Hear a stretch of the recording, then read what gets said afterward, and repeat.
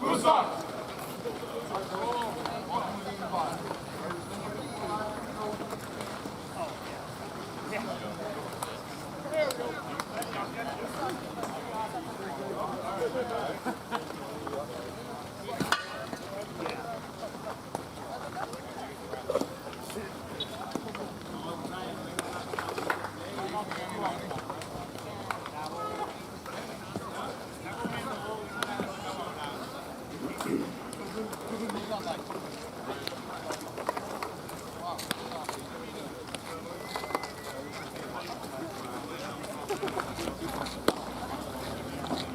Turn it off or play it off?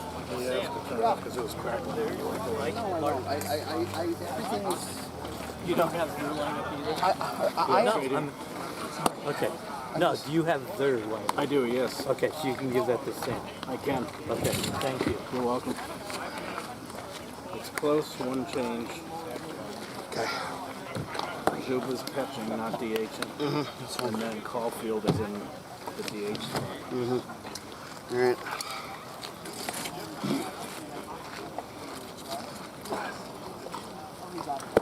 So the Chiefs are home. Nope. Blue Sox are home because they were. This is game 5 and they were. Yeah, yeah. Oh, that's right. They ended first.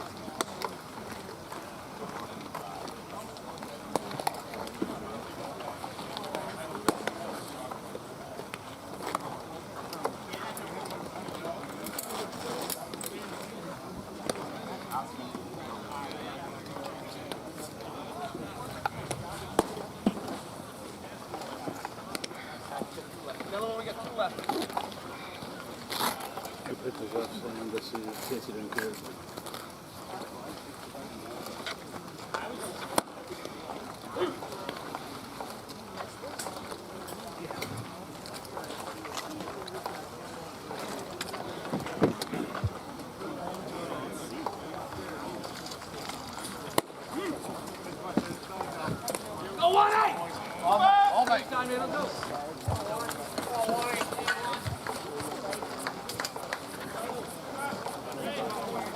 Ladies and gentlemen, good evening and welcome to Pine Banks Park for this 5th and deciding game in the 2024 Intercity League Baseball Championship between the Andre Chiefs and the Lexington Blue Sox. Now pitching for the Blue Sox, number 27, Matt Draper, and leading off for the Chiefs, the right fielder, number 8, Juan Parra.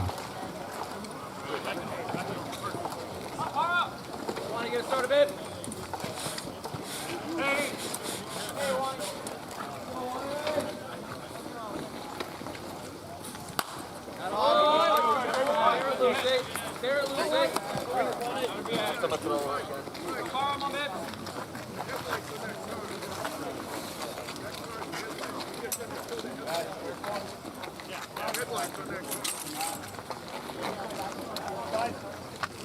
Of course, I'm missing one critically important thing. Of course.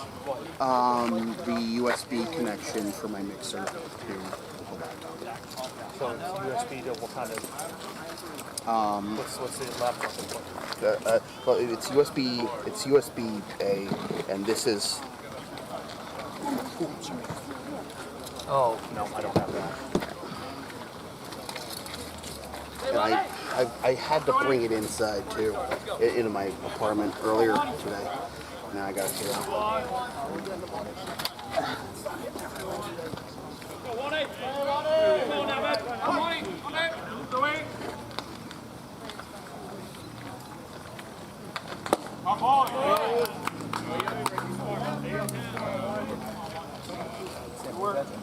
What? One of the Blue Sox parents.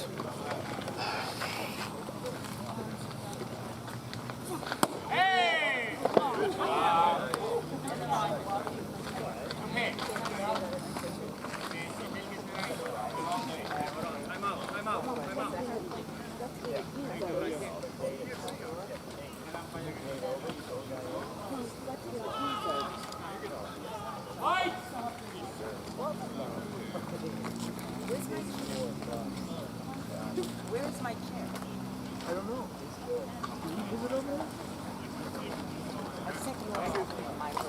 have a battle, Lonnie. The battle coming to a go. Go, 1-8.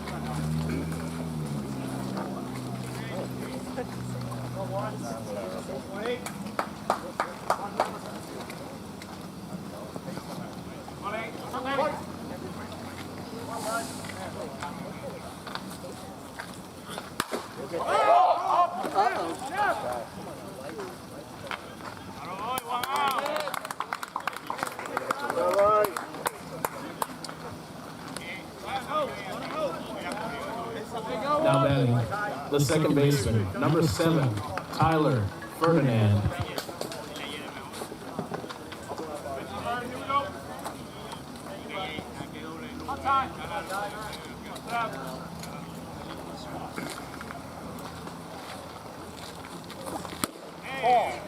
Inside.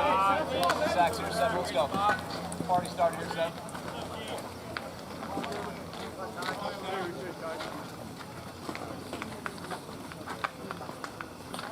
Nice hack. Get it. Try 1 up here, 7. Let's go.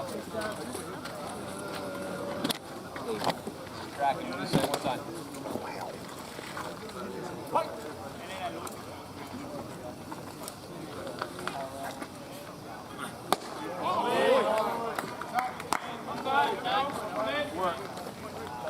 Your plate.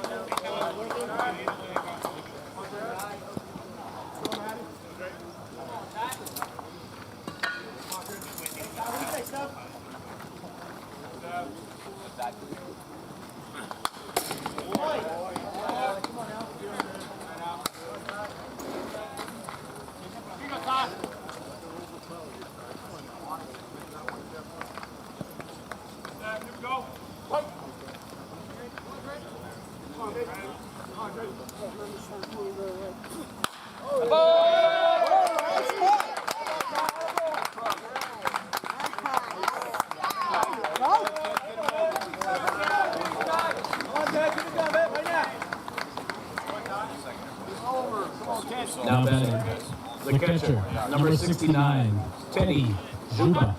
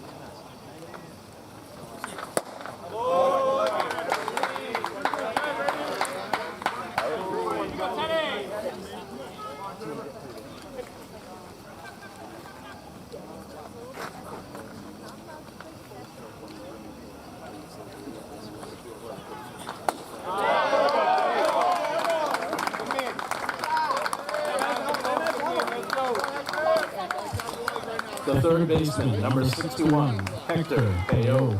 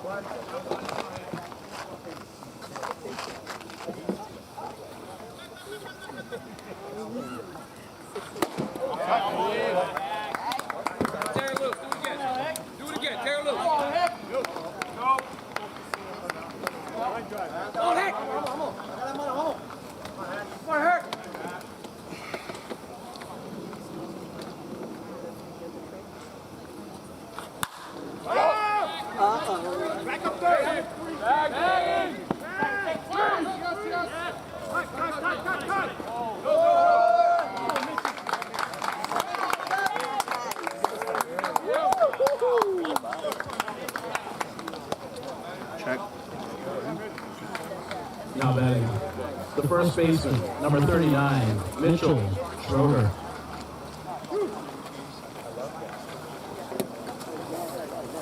Yep. In a minute.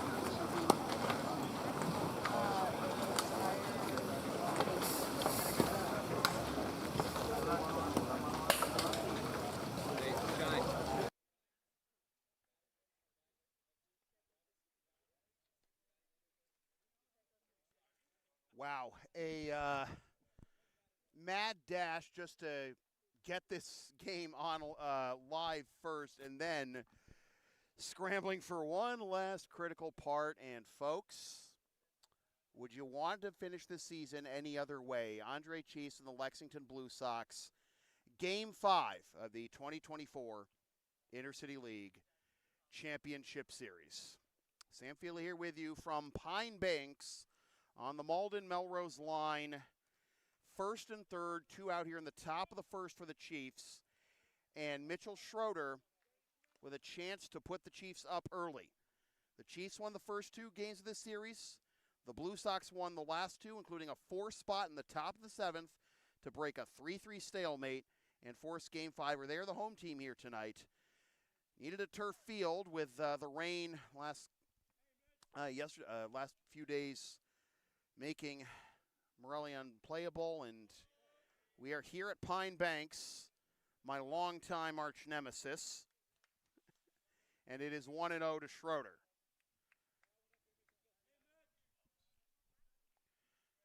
Two down, runners at the corners for Schroeder, who takes ball 2-0. A lot. Oh, what was that? Lighting, or was that just a light going out somewhere or going on somewhere? I'm not sure, but here's Schroeder into right field, going back, reaching up and making the catch for out number 3. The side is retired. The Chiefs strand runners at the corners. Half an inning in the books. No score between the Andre Chiefs and the Lexington Blue Sox. And as we go to the bottom of the first, here's the Lexington Blue Sox starting lineup. Jake McElroy's leading it off at third, followed by Ben Leonard in left. Anderson Jimenez is at short. Julian Alvarez is the DH. Jeff Costello is in right. And that sounded like thunder. Oh, boy. Josue Feliciano is at first. Justin Bosland is in center. Max Dushney is behind the plate. And Dylan Walsh rounds out the lineup at second. And you saw Matt Draper get out of that little jam there unscathed. And this is the Andre lineup. Juan Parra leading it off in right field, followed by Tyler Ferdinand at second. Teddy Juba is behind the plate. Hector Peo is at third. Mitchell Schroeder is at first. Andrew Caulfield is the DH. Nate Witkowski is at short. Joe Bova is in left. And Nick Valdario is in center. And the Chiefs will turn to the Game 1 starter, Silas Reed, to try and get the win in Game 5 as well and make it back-to-back ICL championships for the Andre Chiefs. Again, Reed got the win in Game 1. It was a 5-3 Chiefs victory and a complete game victory at that for Reed. It was only the second time all season he had allowed 3 runs, and he allowed 2 earned runs. It was also the most he'd allowed all season. But Blue Sox could not pick up the win. Fell into a 2-0 hole, but we are here for Game 5 to put an end to this 2024 ICL season and a end of summer tradition for almost a full decade. 2009 to 2016, 6 of the 7 possible meetings. And even when the Chiefs and the Blue Sox didn't meet in the ICL Championship Series, they were neck and neck in the standings and great battles throughout the years. And in 2024, everything old is new again. So here is Jake McElroy to lead things off for the Blue Sox.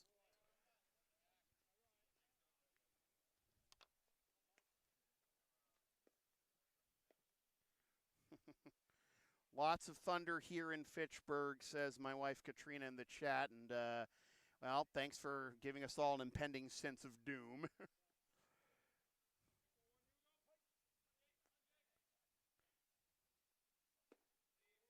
1-1 is the count.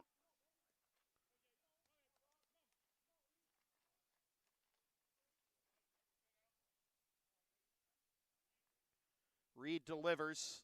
Breaking ball. Strike 2.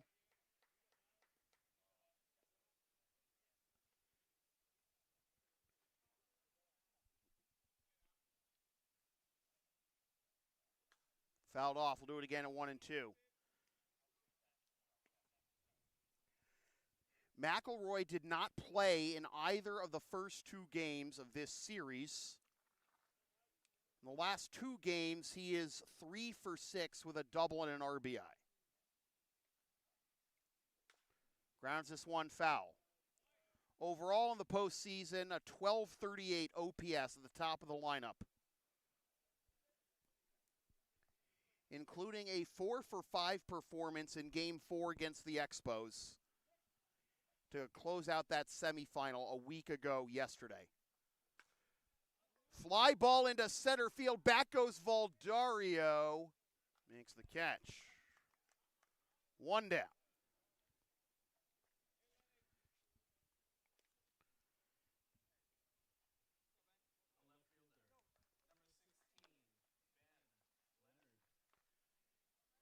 Here is Ben Leonard, the left fielder.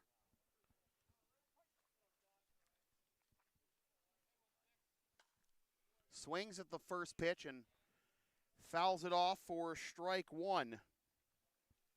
Mark's been keeping an eye on the radar, and especially the future radar forecast for us all day.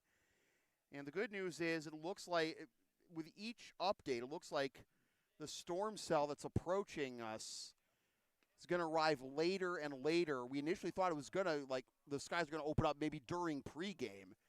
That was not the case, but will it hold off for the entirety of the game is the question. Or could it just at the very least track completely north of us? That would be nice. McElroy into right center field. That gets down for a base hit. 1-out single for Ben. And here's Anderson Jimenez.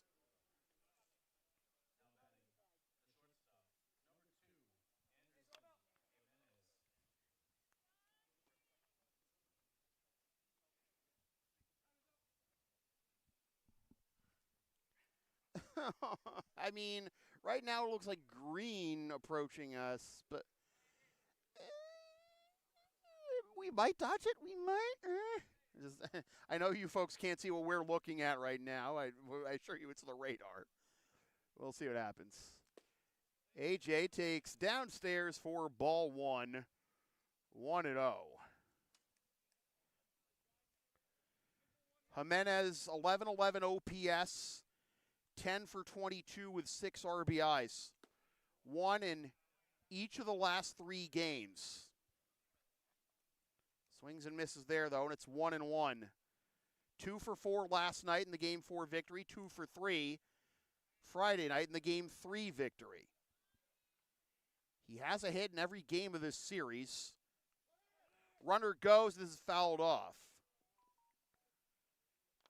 7 hits in 12 at-bats altogether here in the championship series for Jimenez. Count is 1-2 after he fouled that one off.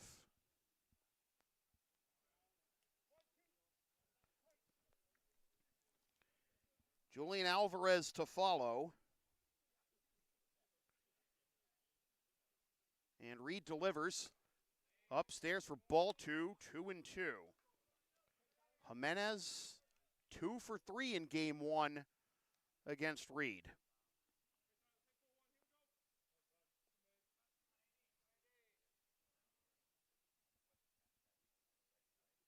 Swing and a miss, strike 3 on the curveball.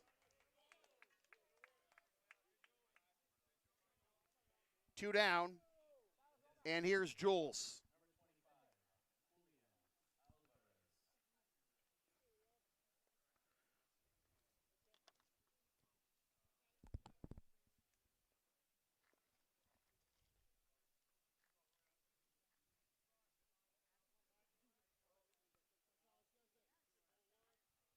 Alvarez, 235 in the regular season, his batting average. 263 this postseason. Take strike 1, 0-1. 1 for 2 last night with an RBI and a walk.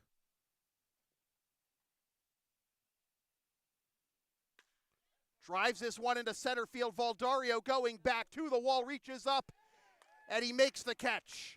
Running into the wall in the end to retire the side. Full inning of the books now. No score. Game 5. Winner take all. The Andre Chiefs and the Lexington Blue Sox in this 5th and deciding game of the 2024 Intercity League Baseball Championship. Fans, the Intercity League appreciates your attendance tonight, as well as any contributions which can help make these events possible. If you are able, the ICL asks for a $5 suggested donation per attendee this evening. If you did not already, you can visit Mike at the table located behind home plate to contribute. Your presence and support of ICL baseball is greatly appreciated. For your safety as well as those around you, we ask you to remain alert at all times for any foul balls which may leave the playing surface. We thank you in advance for returning any foul balls to either dugout throughout the course of tonight's game. Pine Banks Park is a smoke, tobacco, and alcohol-free facility. We appreciate your cooperation and understanding. Let's all work together to keep Pine Banks Park clean and safe for all. We suggest a carry in, carry out philosophy. Please do not leave any trash or personal belongings behind. Thank you for using the nearest trash receptacles and by carrying out all items which you bring in.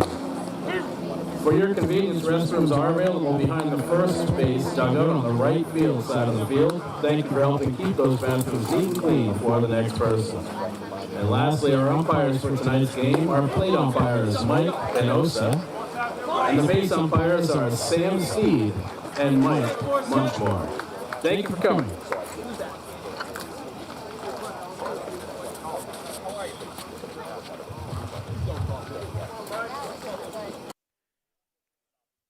We go to the top of the second.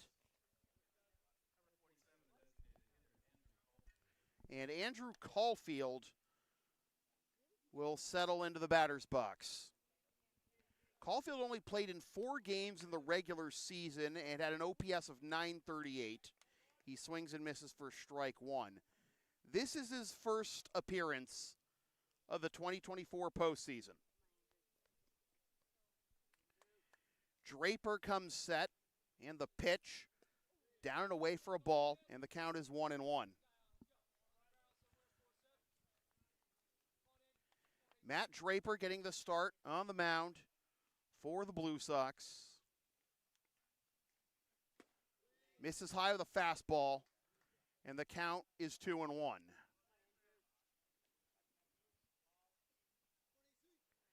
Draper, last pitch 3 days ago, got the win in 3 innings, allowed 2 hits and no runs with 1 walk and 6 Ks. Smashed down the third base line, but foul for strike 2. Draper is pitching 11 innings this postseason. The win against the Chiefs on Friday in Game 3 was his first victory of the postseason. .636 ERA, 6 hits, 1 earned run, 2 walks, and 13 Ks. And he's run it full to Andrew Caulfield as here comes the rain. Oh, God almighty. You know,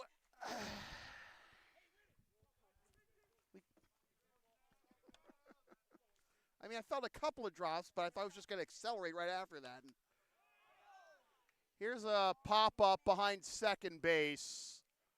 Walsh has it for out number 1.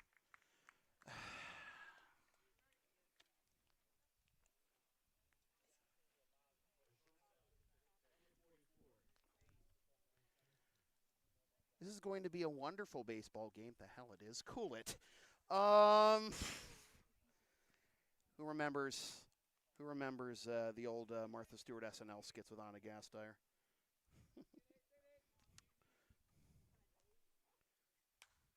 Nate Witkowski swings at this one, pops it down the right field line into the Bermuda Triangle, but once again caught by Walsh for out number 2.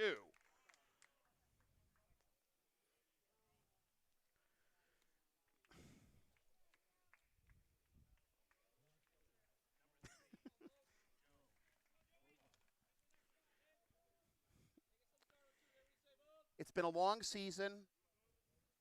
Been dealing with a lot of stuff that has nothing to do with this. Away from these broadcasts, I have earned the right to go unhinged in Game 5 on my commentary. Just like the Pac-12, if anyone has earned the right to drink, it is us. I don't drink. 0-1 is the count to Bova. 1-1. No Miles Reed in the lineup tonight. Pulled up lame running out a ground ball last night. Was replaced by Tyler Ferdinand at second base, and Ferdinand getting the start at second and in the number 2 slot in the lineup to boot. 2-1 is the count to Bova.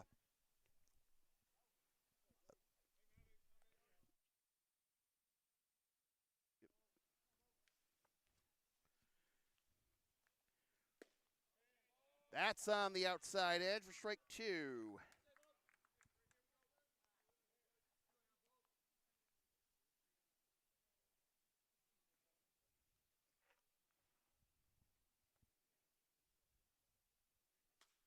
Fouled off. Ooh. Well, you do park closer to the field here at Pine Banks than you do at most other fields in the ICL. Count is full. With the number 9 hitter, Nick Valdario, due up next.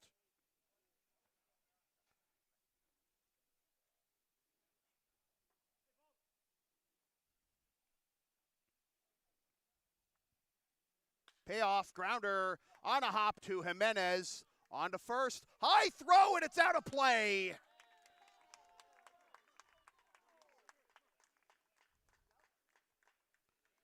An E6 keeps the inning alive for the Chiefs and puts a runner in scoring position.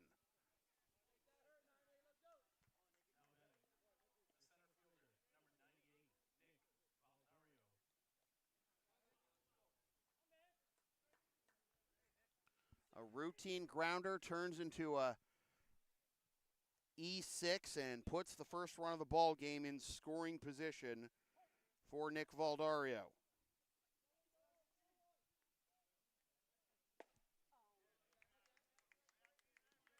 Valdario trying to make it 2-0 with one swing of the bat, unsuccessful. It is 0-1.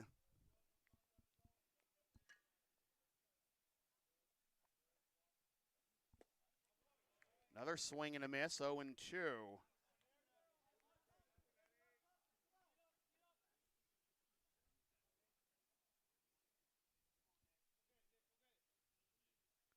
Draper looks at second, comes home with it.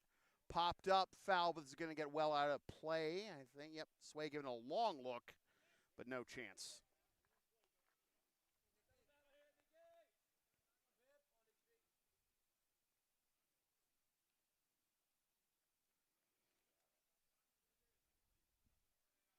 Oh, 2 is the count to Valdario. The leadoff man, Parra, due up next. 0-2. Here it is. Again, fouled off the other way and out of play.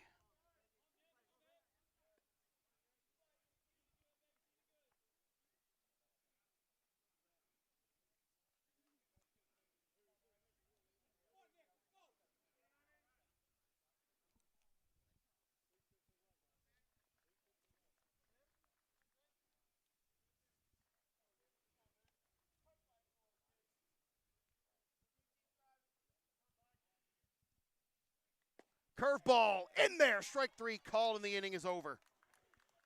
So the Chiefs cannot cash in on the 2-out error. And we are through a buck and a half. No score.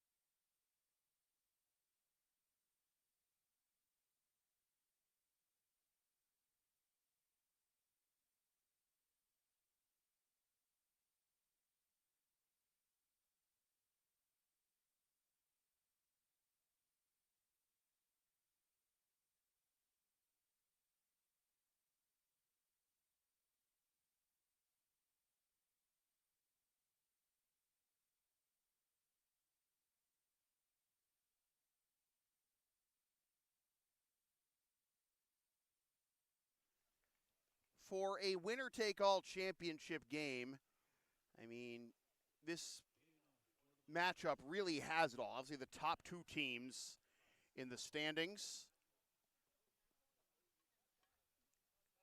The Chiefs were number one in both ERA and team batting average this season. And you got two top contenders for pitcher of the year.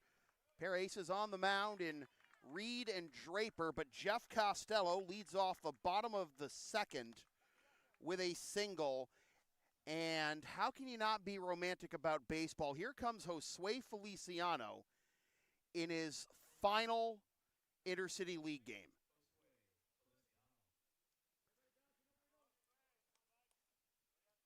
Sway's Blue Sox tenure, though not his Intercity League tenure, began in 2015, and that season ended with a walk-off suicide squeeze. He's just going to give himself up here and try to do the El Mago thing against the Pirates a couple years ago, but does get Costello into scoring position on the sack 1.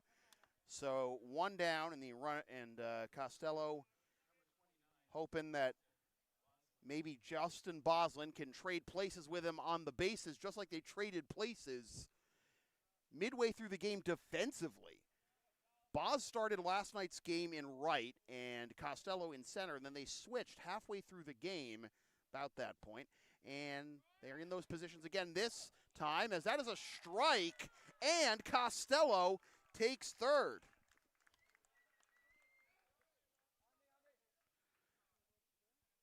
Juba was ready to fire down, but ended up holding on to it. So Costello now 90 feet away, an 0-1 count to Boz. Outside for a ball, 1-1.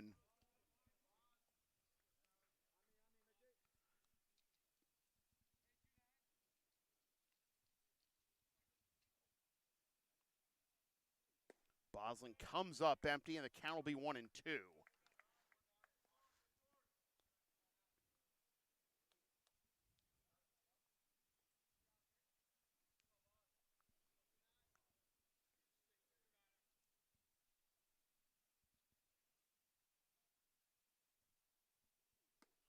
Up and away, 2-2 is the count to Justin Bosland.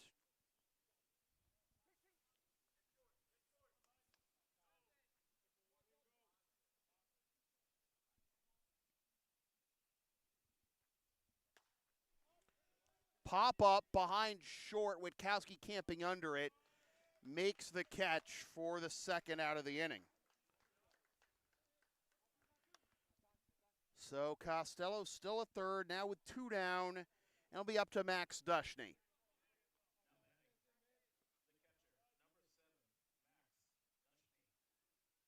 The interactions I've seen between Juba and Dushny this series, I mean, it quite really is the epitome of game-recognized game. And if the Blue Sox have their way, Dush will be their backstop for a long, long time.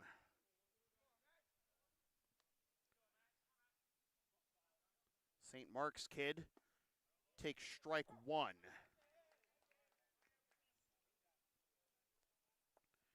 Hoping to cash in with the go-ahead run 90 feet away.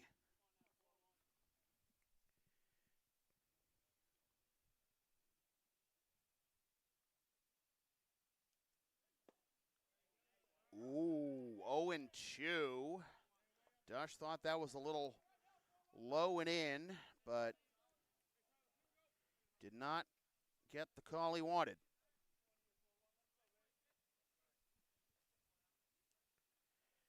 Reed looking for the sign from Teddy. Comes set. 0-2. Downstairs, Juba keeps it in front of him and also keeps Costello tied to third. 1-2 is the count.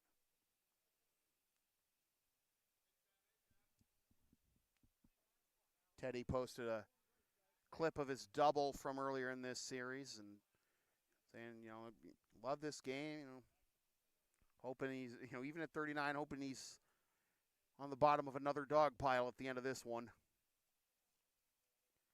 Celebrating a second consecutive Intercity League championship. A lot of things that'll make you teary-eyed about this game, a lot of storylines. Dush fouls this one off. Count remains 1-2. Look out, guys! Cloud to cloud lightning out there beyond left field. Remains to be seen if it'll be more of a factor, the weather, or just false alarm. 1-2. Oof. Just up and away. And the count will be 2-2. If Dush can work his way aboard, Dylan Walsh would be next.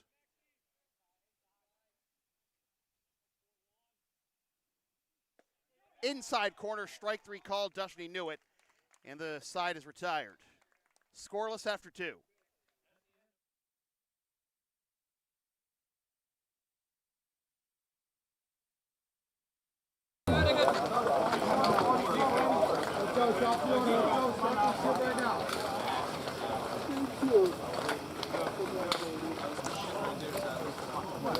Hey, let's win an inning, fellas. Let's go.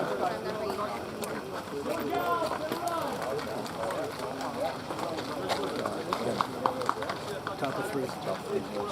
Yep. Lost his one.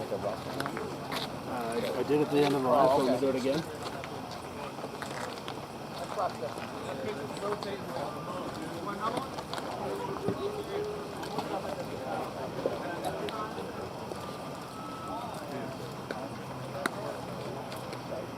time we've had to contend with bugs.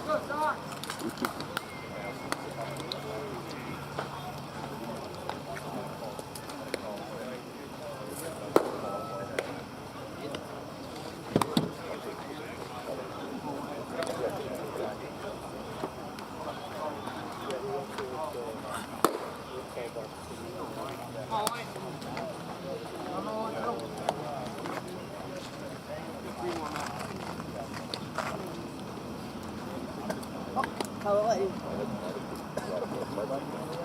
Yep.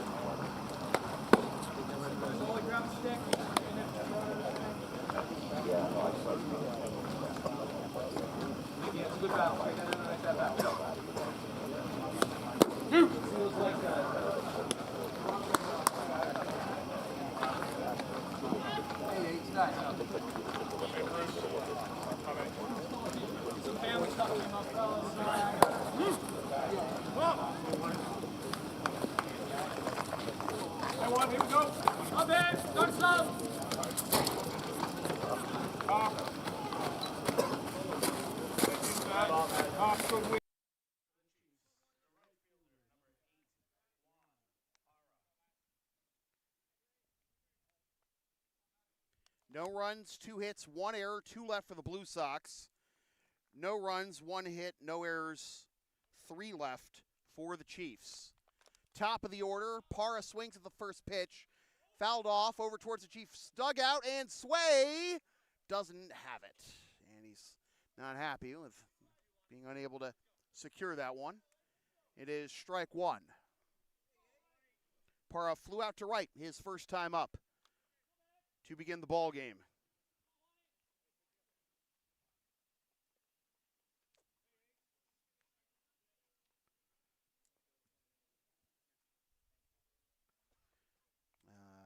Rick DeAngelis coming out to home plate to have a quick word with the umpire. Not sure. Oh. All right. That was a concern. All right. 1-1 is the count.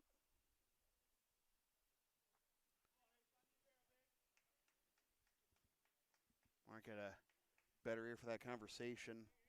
I did. Thought that maybe Rick might have been concerned about possible interference from the first base coach, but to no avail, and it is 1-2.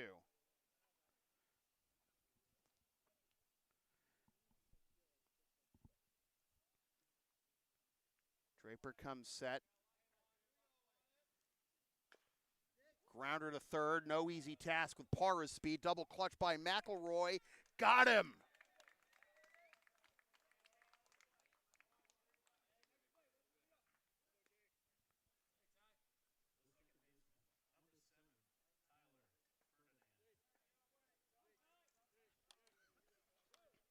Gonna go the length of the field to get Parra. Maybe the only saving grace there is the fact that Parra's a righty. Lefty's got a base hit in that situation. He's hitting it a little closer to you, and he's also a little further away from the batter's box. Ferdinand takes strike 1. He has the only hit so far for the Chiefs.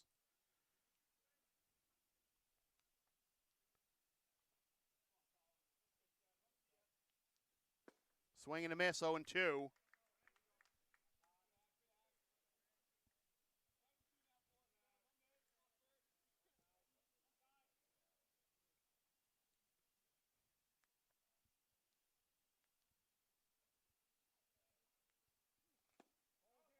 Oh, Blue Sox dugout wanted strike 3 called there, but home plate umpire said it was inside.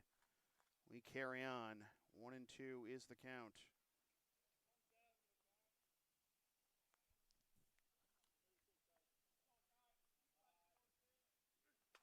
Fouled off the other way.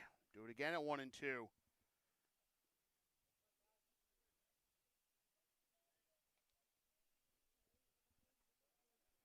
Juba due up next if either Ferdinand or Teddy get on.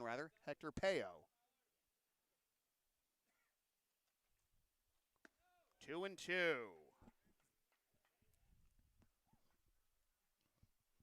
It bears repeating. Blue Sox need to be able to put opposing batters away sooner rather than later. Don't let these batters draw out at bats. Read the top line. Remains 2-2.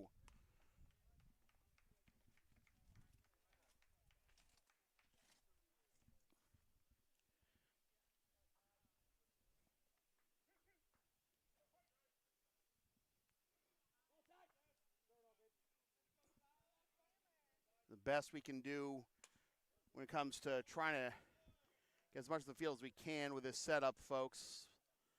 Much like Maplewood, the bases are cut off, but in those situations, it's got to transition to radio play-by-play for plays that go out of frame. You'll understand when you cut your teeth at this level, or just make this level, your life's work. 2-2 again. And it's 3-2. It is run full again.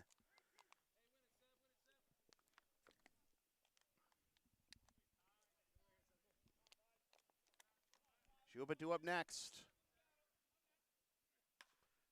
Grounder off of Draper. Jimenez not in time. Infield single. So Ferdinand is 2 for 2. And here comes Teddy Juba.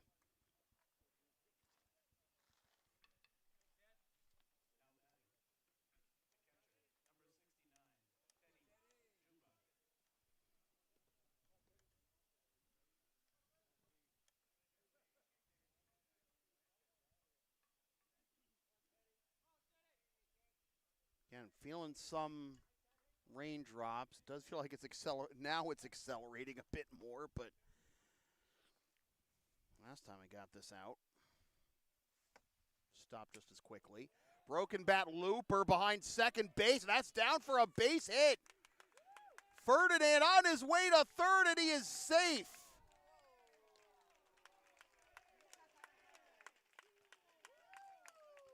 Well, once again, runners at the corners for the Chiefs as Teddy picks up a base hit.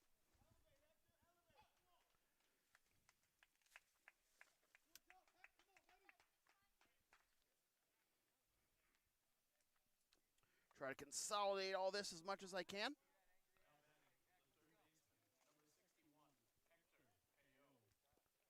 And here is Peo.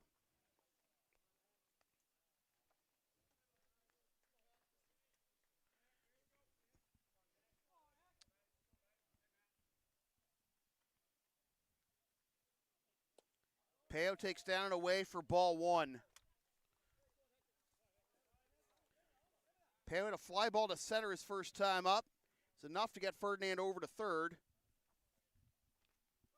Mark, you just drape this around my camera basically. Just on top of it basically. Grounder to third.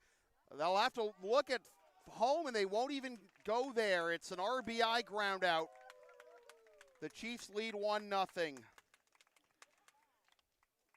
Take the sure out, I guess, but Ferdinand's speed on the broken bat looper by Teddy allows him to score on that one. It is 1-0 Chiefs.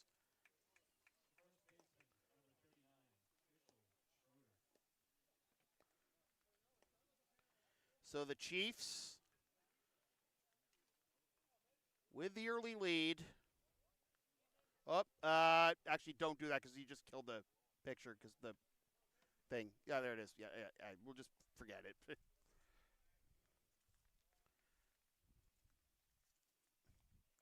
I tried, folks. And I continue to try.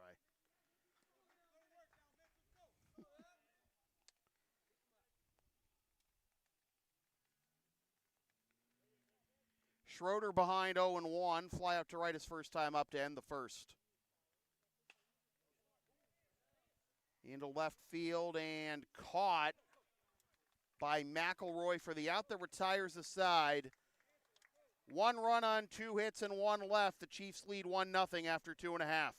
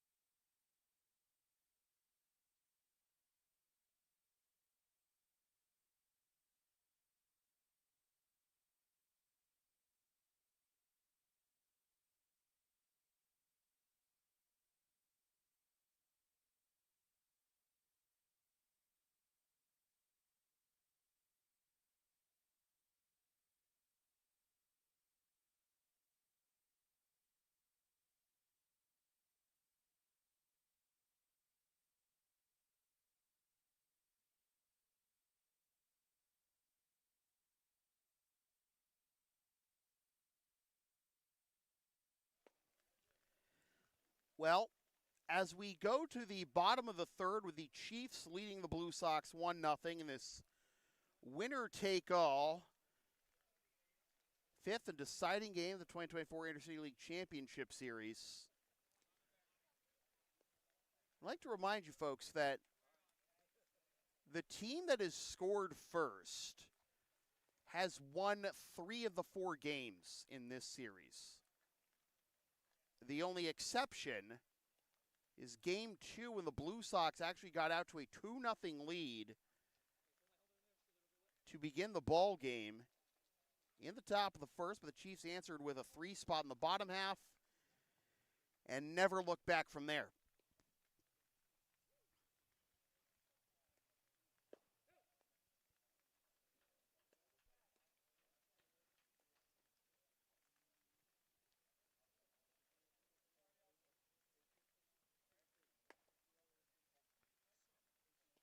The Chiefs have not lost this postseason when they score first.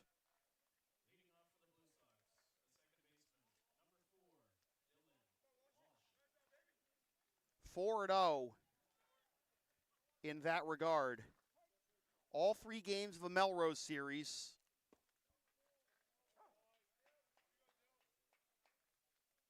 And game 1 of this series. Dylan Walsh behind 0-1. He's now behind 0-2.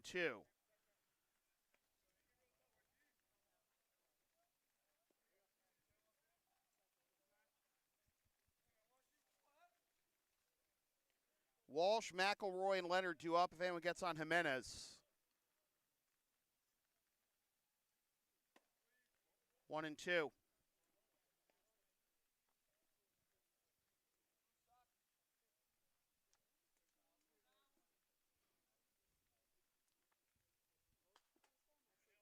Remains 1-2. Chiefs scored first in game 1, but the Blue Sox took a 3-1 lead in the bottom of the second of that game. But the Chiefs responded with a 3 spot of their own at the top of the third. Never looked back from there. So again, the Chiefs 4-0 this postseason when they score first. Swing and a miss for strike 3. Will 1 be enough for Silas Reed is the question. Just picked up his 3rd strikeout. And the lineup turns over for McElroy. Fly out to center his first time up.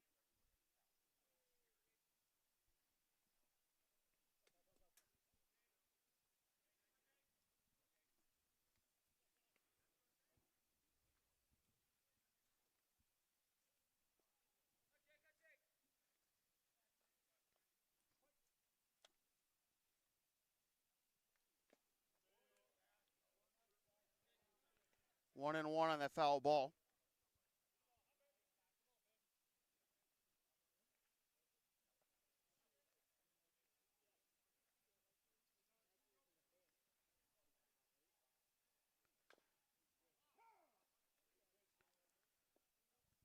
The Blue Sox erased 2 early 3-run deficits to win games 3 and 4 against the Expos.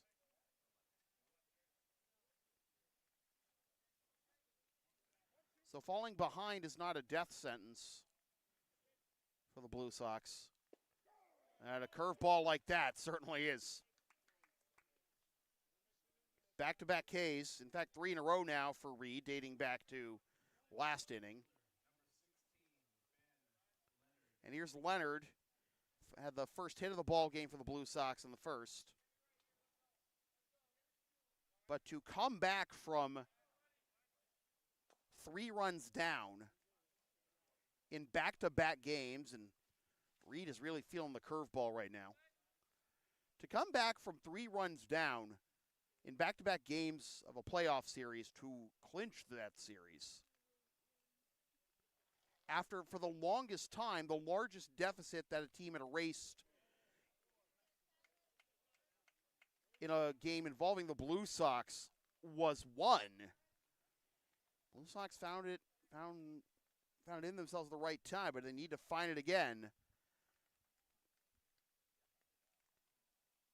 to force Game 5 after falling behind 2-0 is strong, is impressive enough, but the Chiefs and the Blue Sox going to a 5th and deciding game is nothing new. 1-2. Slow roller to short. Witkowski's got it on to first in time, and the side is retired. 6 in a row set down by Reed. We're through 3. 1-0 Chiefs.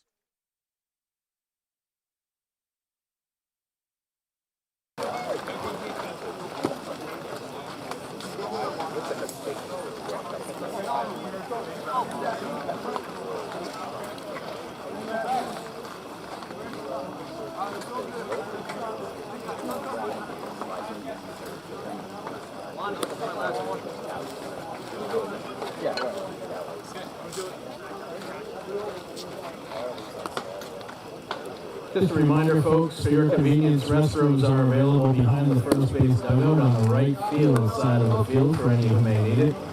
Reminder to carry out what you carry in, so any trash or personal belongings, please be sure to take them with you. And if you're looking for a roster of our teams this evening, you can pick one up at the table behind home plate. While you're there, the Intercity Baseball League would thank you for any donations you can make to help this and future events of the ICL. We are so grateful for your presence as well as your contributions. Thank you.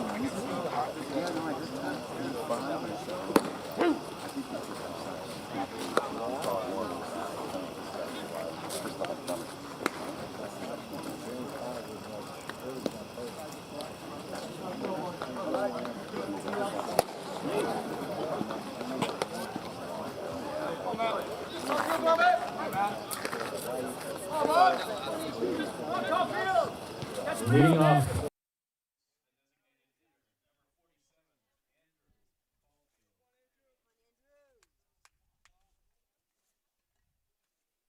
Caulfield, Witkowski, and Bova due up for the Chiefs here in the top of the 4th.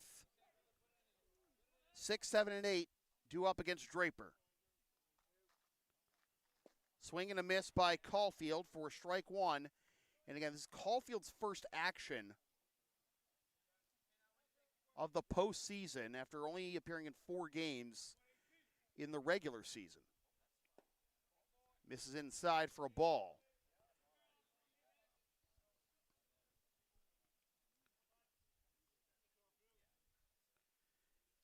Caulfield's last appearance was against the Malden Mad Dogs on July 12th, in which he went 2 for 4 with a double homer, 2 RBIs, and 3 runs. And he is ahead of Draper, 2-1.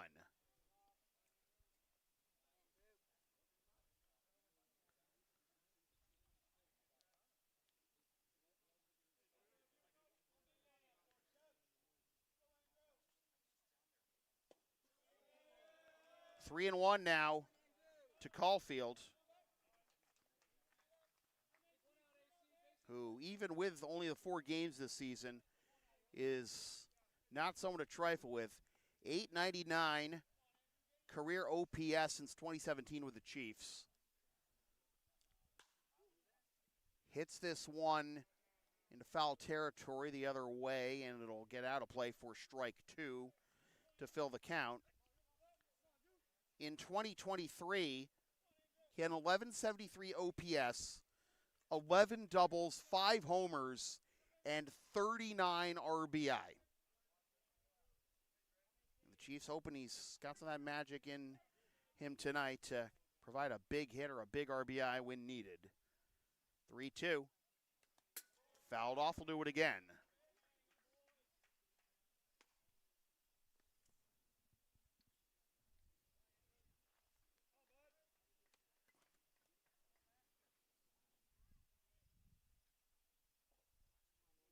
Caulfield popped up to second his first time up. What's he got here on 3-2? Another fly ball towards the line in right, and that'll land, and we'll do it again. A good battle here by Caulfield.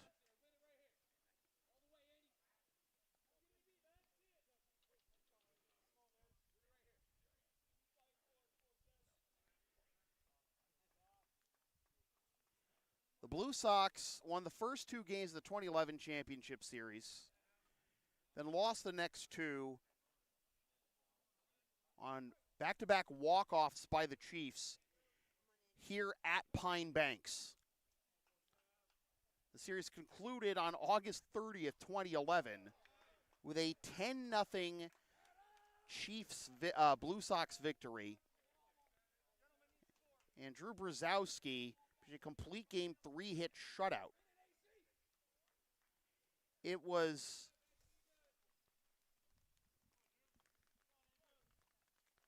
the second of 3 consecutive instances of Drew Brzezowski.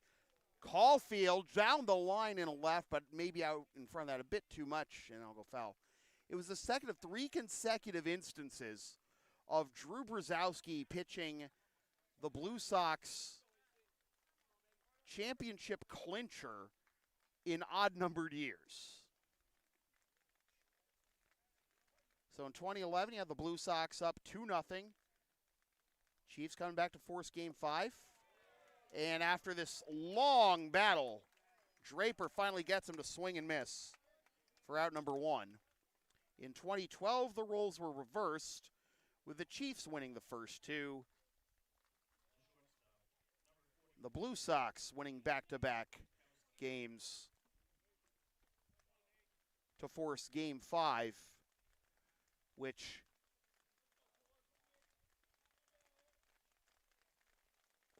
Jared Frenny did Jared Frenny things. Complete game shutout with 6 hits allowed and 1 walk with 5 Ks, and the rain really is now starting to accelerate here. We tried.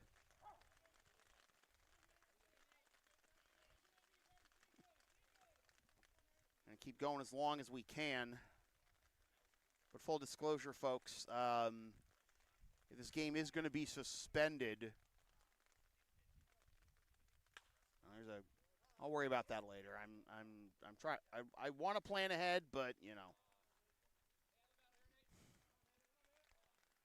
the flashes of lightning out in left field throughout this game have been kind of a warning sign, but also there have been plenty of instances over the years where we've played through games where we just saw cloud-to-cloud lightning and it was nothing. But this is rain. That's actually with this system that's coming through here. Here's a liner up the middle and through for a base hit for Nate Witkowski.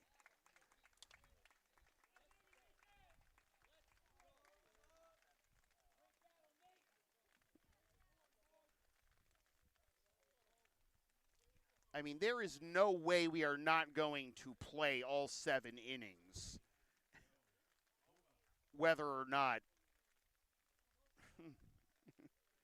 we have to suspend this game.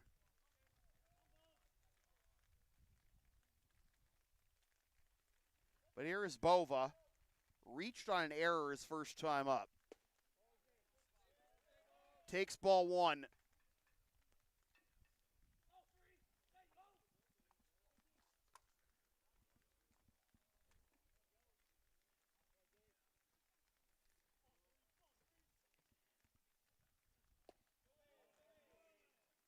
1-1's the 2-0 is the count. 4 hits so far for the Chiefs.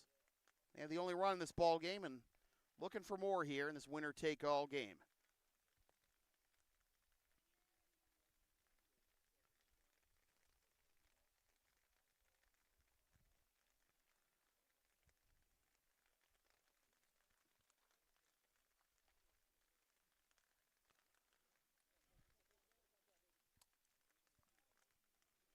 Hitters count for Bova. He's 0 for his first 7 in this series, but 3 hits in his final 3 at-bats of Game 2. He's got a 2-0 count against Draper.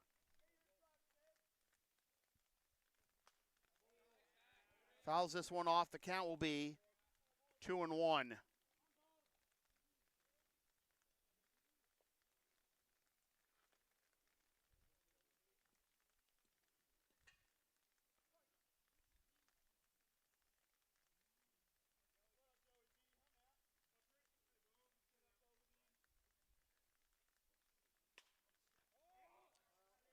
Popped up around short.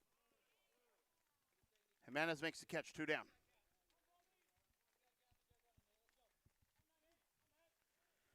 So it'll be up to Nick Valdario to try and keep the line moving. Valdario struck out looking his first time up to end the top of the second. One of just 2 strikeouts so far for Draper. Draper and Reed, 2 of the top candidates for pitcher of the year in the ICL. Valdario takes strike 1 on the outside edge.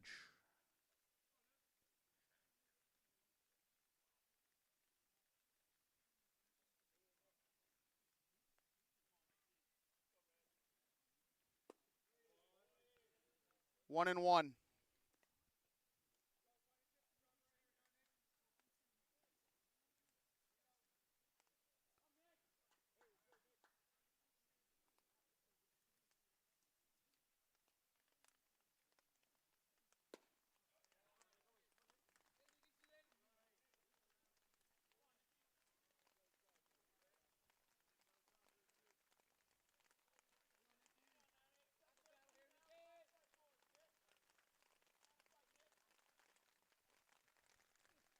Swing and a miss, strike 3. Valdario down strikes for the second time. The side is retired. Halfway home, 1-0 Chiefs.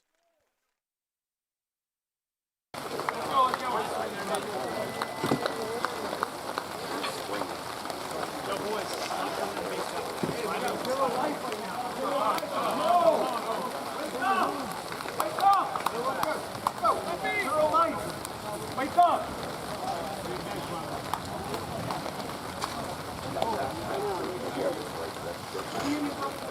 Go, wake up!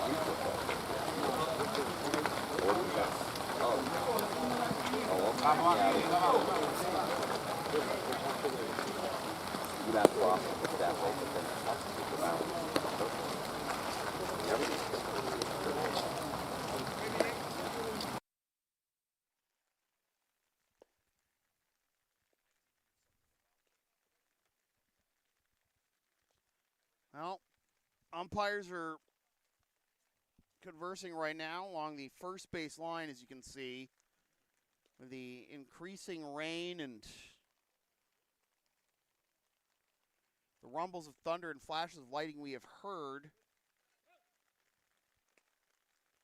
I wonder how much longer we'll be able to play before you at least have to pause this. From what I understand, we have control of the lights tonight, but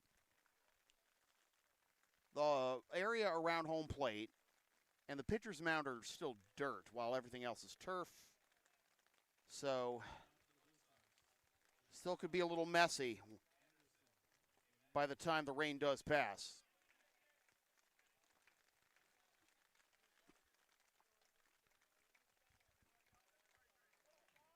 Three, 4, and 5 due up for the Blue Sox here in the bottom of the 4th.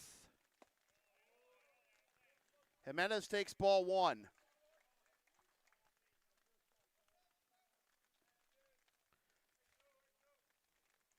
Jimenez struck out swing his first time up. 2-0.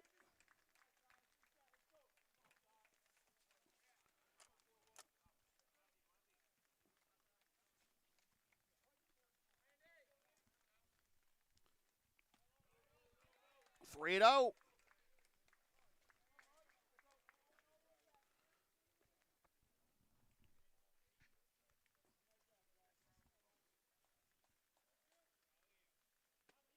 A 4-pitch walk to begin the bottom of the fourth from Silas Reed to Anderson Jimenez. But you wonder how much of that would have to do with maybe the conditions, how it might be affecting Silas's grip on the baseball. Well, got to make do with what you have. Here is Alvarez, the leadoff man aboard for the second time tonight for the Blue Sox. Costello's single leading off the second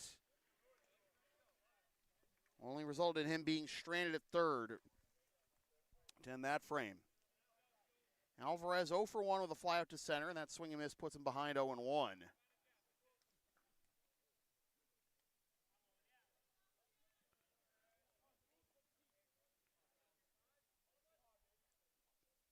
Does Jimenez dare to run? 0-2 is the count. Alvarez will look back at the home plate umpire. Sounds like the raindrops have passed, judging by the lack of sound coming on top of my umbrella. Ella. Drive into left field by Jules. That'll get down for a base hit. Good piece of two-strike hitting there by Jules. And, well, when he retired 6 in a row, Reed was really feeling the curveball. And obviously you like a curveball better against righties when you're a righty like Reed than you do against lefties. But Jules waited on that one and stroked it into left center field, and his first and second, nobody out to begin the bottom of the fourth. And it actually is still raining, but raindrops aren't as strong right now.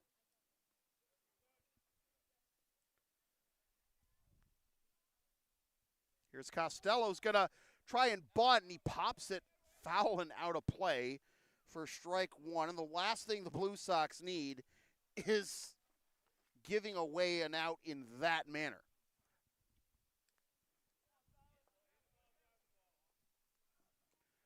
The count is 0-1 to Costello.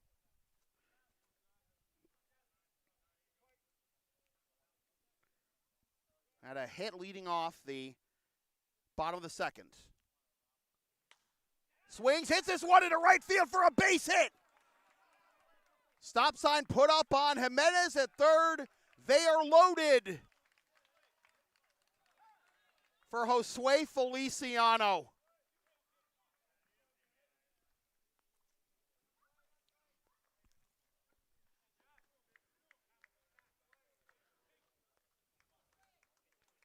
Bases loaded, nobody out, and Sway, who again finished his first season with the Blue Sox in 2015 with a walk-off suicide squeeze in the greatest game ever played, with a chance to, at the very least, tie this one here in the bottom of the fourth.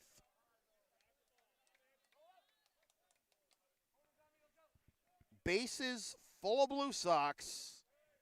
Jimenez at third, Alvarez at second, Costello at first. Down low for ball one. For Josue Feliciano, who has been grinding this circuit longer than some of you may have been alive. This is his last hurrah. Peo comes home for the force. One down. Fielder's choice 5-2. The bases are still loaded, but now with one out.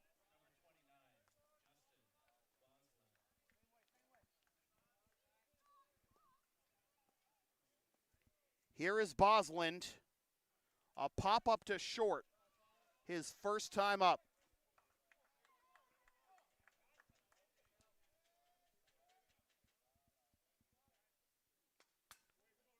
Fouled into the screen for strike one.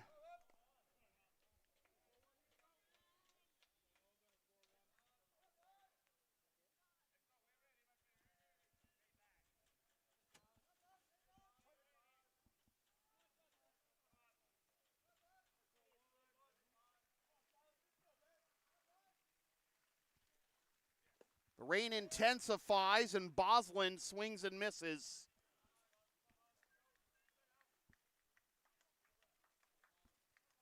For strike two, 0-2. 1 run on 4 hits, no errors, and 5 left for the Chiefs. Bosland fouls this one off, stays alive. No runs on 4 hits, 1 error, and 2 left so far for the Blue Sox. Bos behind 0-2. Here it comes. Popped up. Peo looking for it. Infield fly is called. He catches it for out number 2.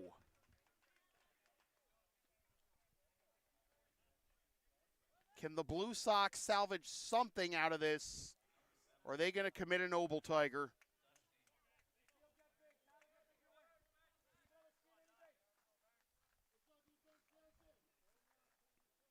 Boz is now 0 for 2. Here's Dush. He struck out looking his first time up.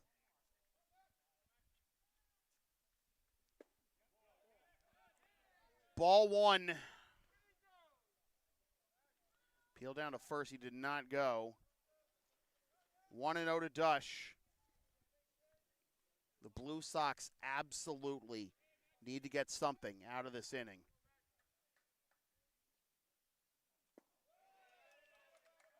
2-0.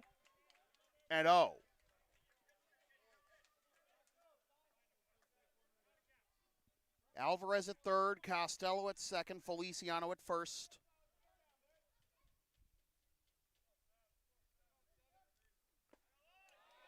Three and 0 with Dylan Walsh due up next. Does not look like any sign of action yet warming for the Chiefs.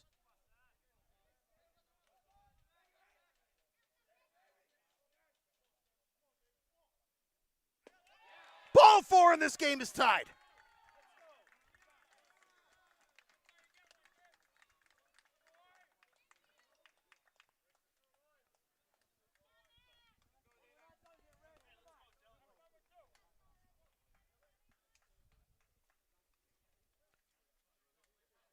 Conference on the mound.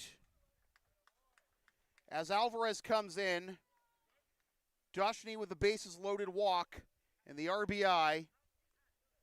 And the inning will continue for Dylan Walsh. John Carlos Ramirez coming out to let Walsh know something.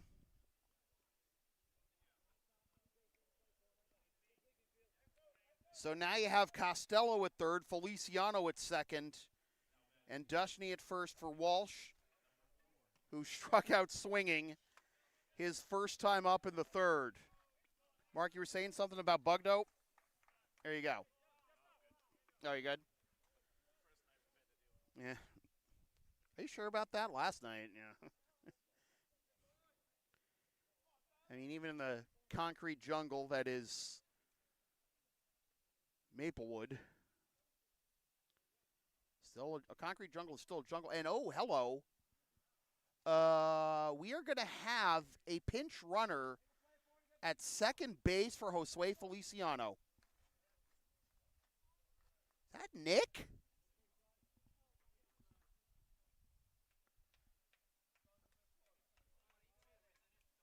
Oh, it's Gabardi. It's Gabardi. I was going to say, it looked like 33. I was going to say, 0-1. All right, so Nick Anderson pinch running at second for Josue Feliciano. Walsh is behind 0-1. Popped up, foul out of play. The count is 0-2.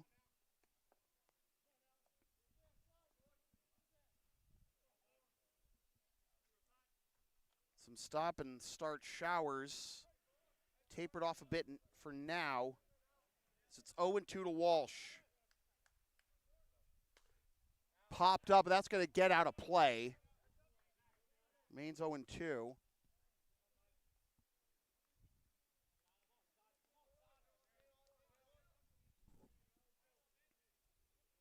Imagine that would mean Bosland would go to first and Anderson would go into center. Little dribbler in front of the pitcher, and Reed underhands to first. For the out that retires the side, the Blue Sox get 1 run on 2 hits, but they leave the bases loaded. And we are back to where we started, 1-1 in Game 5. Second base was number 33, Nick Anderson.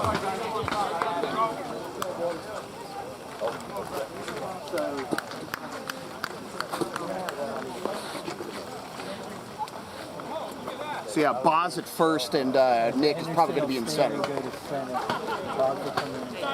Yeah, I see that. Yep, okay. Yep.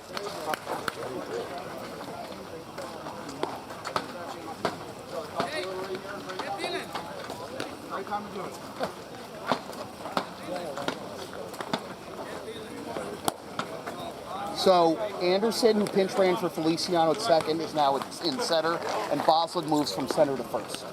So Anderson has Sway's spot in the lineup.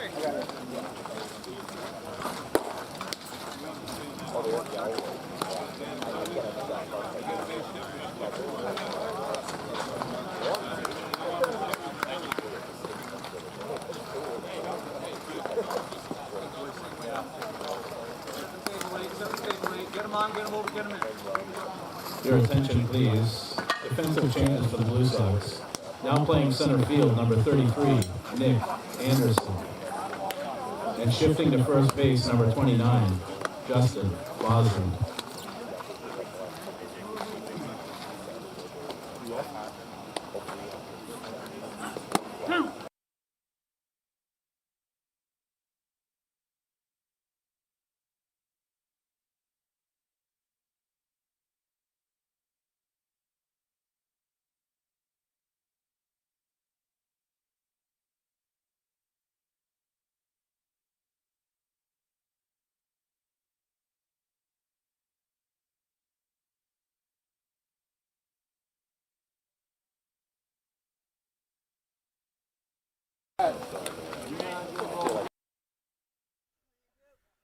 All right. We go to the top of the 5th, brand new ball game, 1-1. And the top of the order due up for the Chiefs here, Parra, Ferdinand, and Juba. Draper delivers, and Parra swings at the first pitch and fouls it off for strike 1. Parra 0 for 2 with a fly out to right and a ground out to third. Blue Sox tying this game on a 2-out bases loaded walk drawn by Dushney after the bases were loaded with nobody out. Smoke to third and past McElroy into left for a base hit.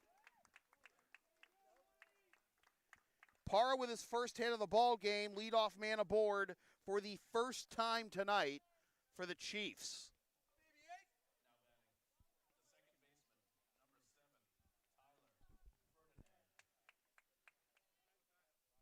Now Ferdinand, who is 2 for 2 with a run scored, is going to have to wait a moment as here comes Rick DeAngelis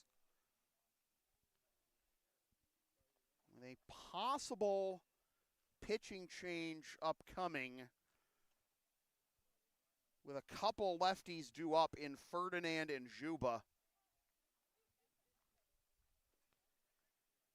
And in case you didn't catch it, Nick Anderson has gone into the game in center field and Sway's spot in the lineup, and Justin Bosland has moved from center to first. And here is the pitching change for the Blue Sox.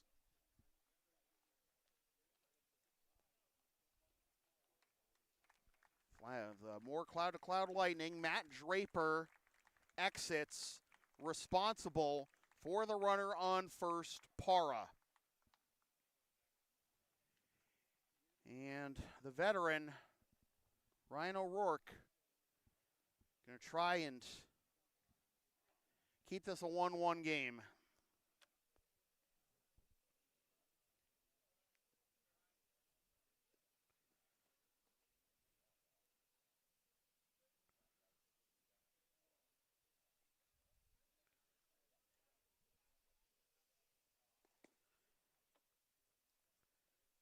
O'Rourke making his third appearance of the postseason.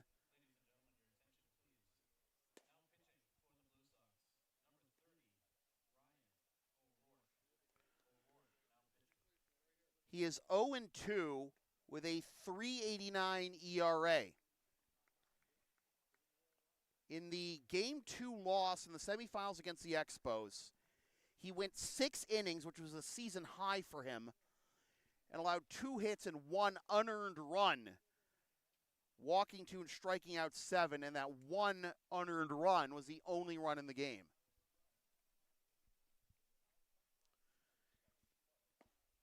Against the Chiefs in the Game 2 loss, 3 innings, 10 hits, 7 runs, 5 which earned no walks and 4 Ks.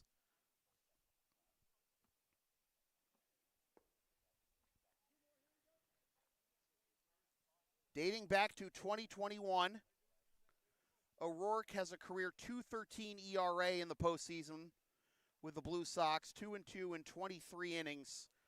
Both of his losses coming this year, both of his wins coming in 2021.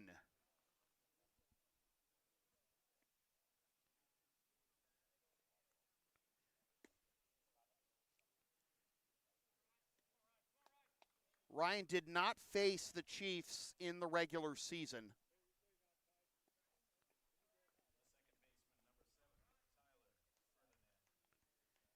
And his first assignment is Tyler Ferdinand. He is 2 for 2 with a couple of singles and has scored the Chiefs' only run thus far this game.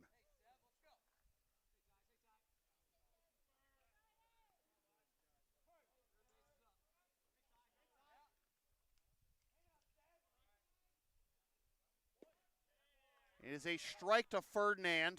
He tried to lay one down. 0-1.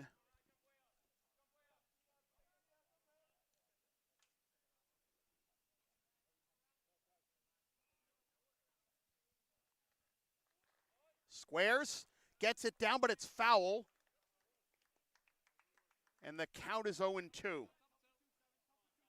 0-2 count hasn't stopped Ferdinand from bunting in the past, not even in this series. I think knowing that, McElroy still well in front of the third base bag.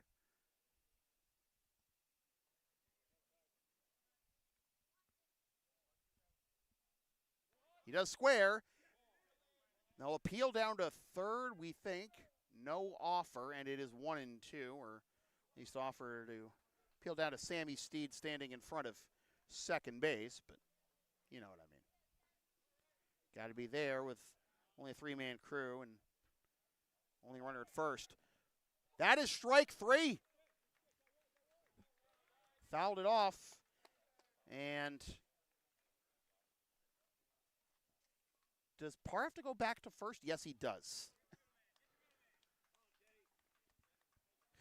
I want to make sure. It's like Parr was perplexed by the whole situation. I mean, and again, 2 strikes hasn't stopped Ferdinand from trying to lay down a bunt before, and he worked out to a base hit earlier this series.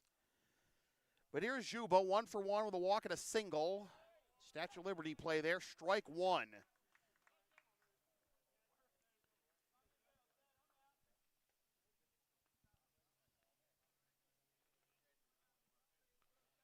Para, small lead off of first.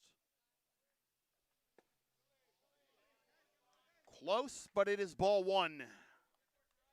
1-1.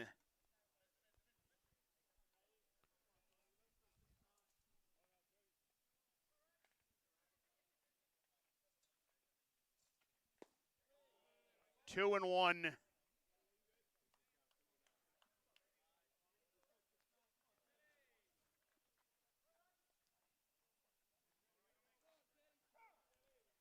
And time granted into Teddy ball game here before the 2-1.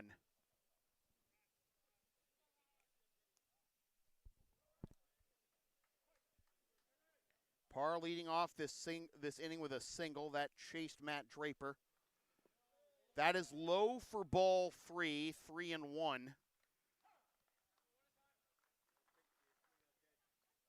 Ferdinand, the first assignment for O'Rourke, tried to lay down a few bunts and ended up bunting a two-strike pitch foul.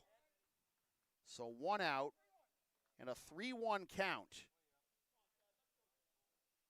to Juba from O'Rourke.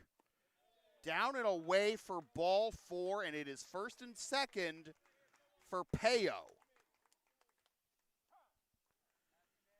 So the first righty for O'Rourke to face. And for those playing the home game, Teddy still yet to be retired this game, 1 for 1 with 2 walks.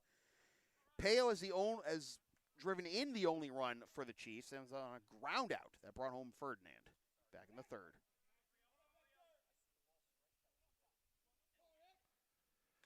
Fouled off. 0-1 is the count to Payo. 0 for 2 with a fly out to center and a ground out to third, but both of his outs have been productive ones. The fly out to center got Ferdinand to third in the first. The ground out to third brought home Ferdinand. The Chiefs' only run so far 2 innings ago. 0-2 is the count to Payo.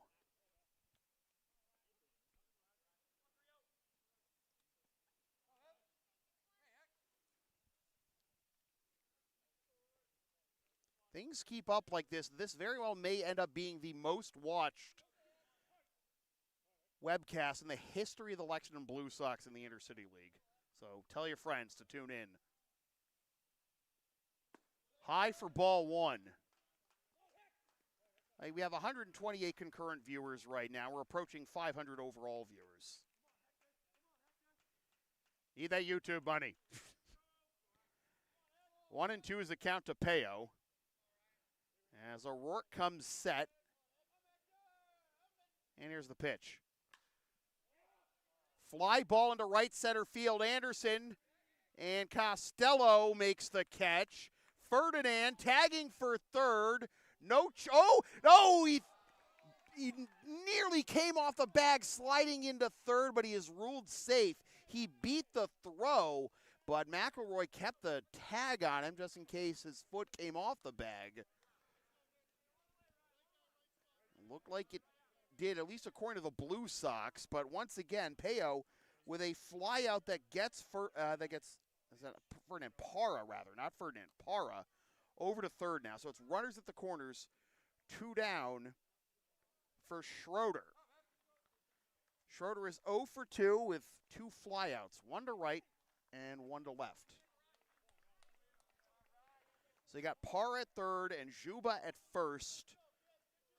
2 down in a 1-1 ball game. And Schroeder against his former team. See the water popping out of Dushny's glove as he caught that one. Didn't think it was even close to a swing. It was made the appeal anyways, and it was 1-0.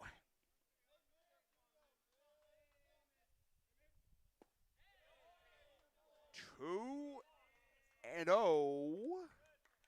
Down and in, and Dushny got the bad news on a pitch and about that spot earlier tonight, so. Hitters count for Schroeder with the go-ahead run 90 feet away. Winner take all, Game 5, the 2024 ICL Championship Series. Fouled off. The count will be 2-1.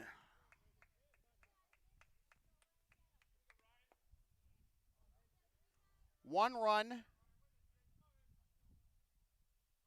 5 hits, no errors, and 5 left for the Chiefs. 1 run, 4 hits, 1 error, and 5 left for the Blue Sox.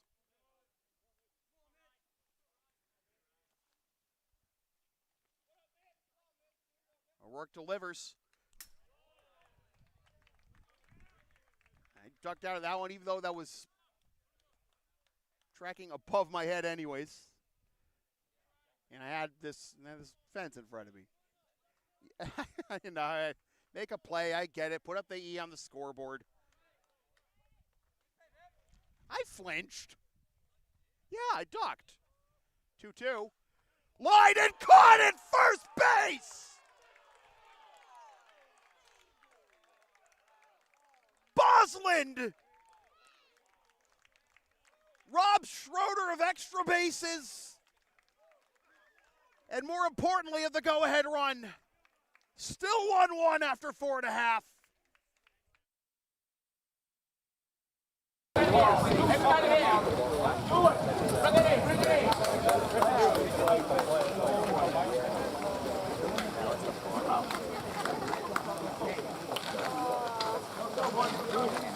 That baseball is dead. Somebody call its parents.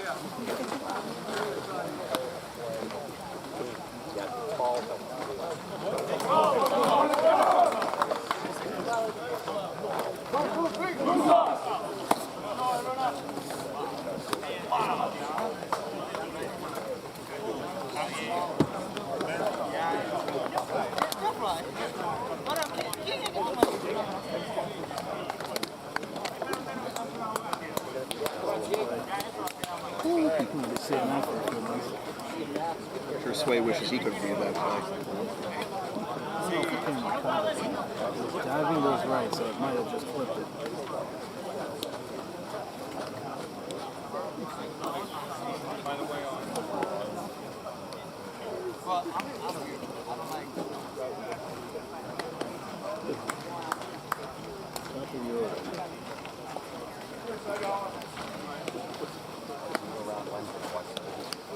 Styles, 2 more.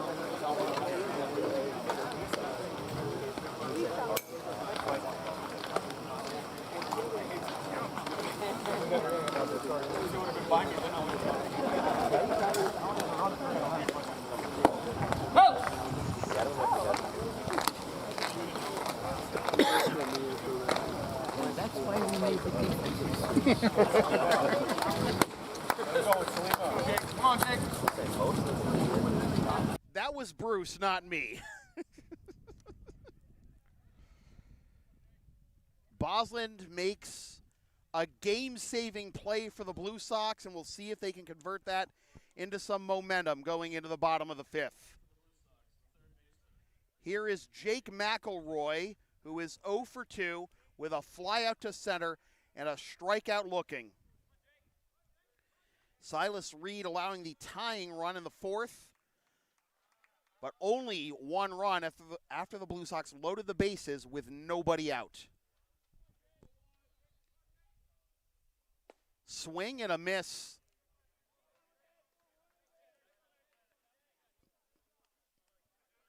A late swing there on an off-speed pitch, and McElroy's behind 0-1, and now he's behind 0-2.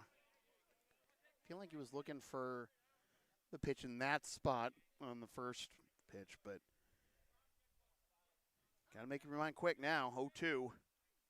High for ball 1 with a fastball. 1-2. McElroy, Leonard, and Jimenez due up, and if anyone gets on, Alvarez. Reed peering over for a sign. Here it is. 2-2 as that's down and away.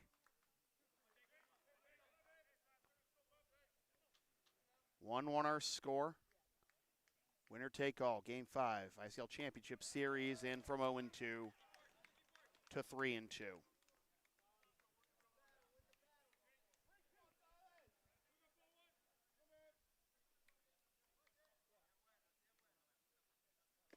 Foul tip into the mid of Juba for strike 3. McElroy down on strikes for the second time.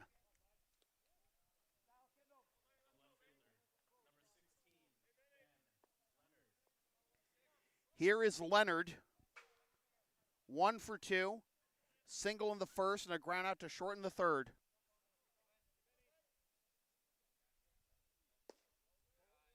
Ball 1.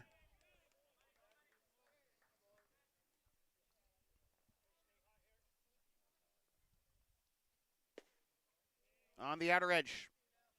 1-1 is the count.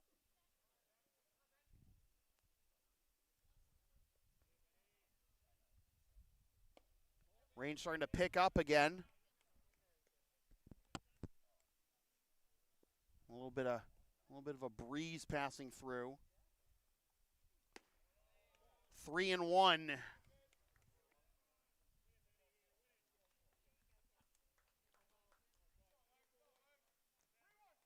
Even though we're not directly underneath a tree or anything, wonder how much of this is just being blown off of the trees. Oh boy. Leonard was ready to head to first, pitch the bat, got the bad news, and I think he realized that in the middle of, and I was like, oh, maybe that is a strike. Here's a fly ball into left center field, and Bova just able to haul that one in. Took a bit of a turn on him at the end, but able to haul it in for out number 2. And now here is Jimenez.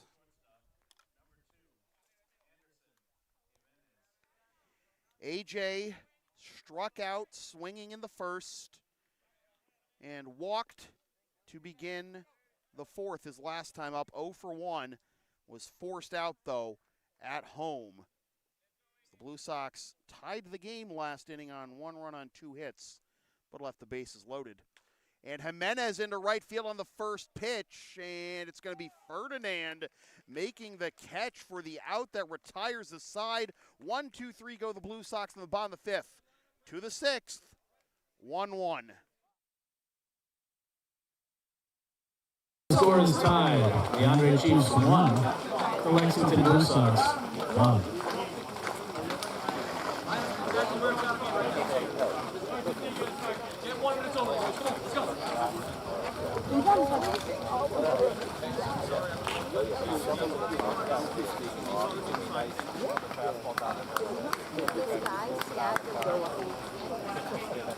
He doesn't know.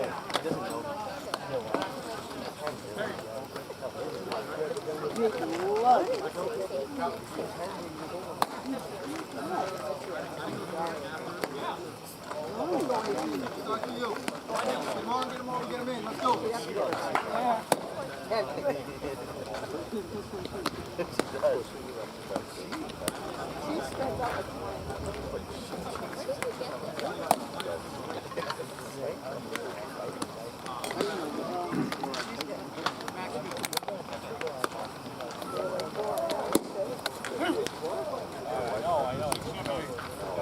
Let's go, boys. Let's go. Let's go. Keep battling. We're not done. We're not done.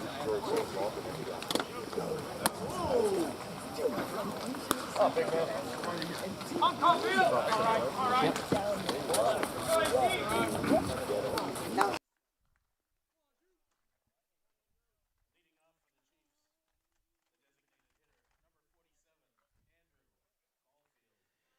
Caulfield, Witkowski, and Bova due up here in the top of the 6th for the Chiefs.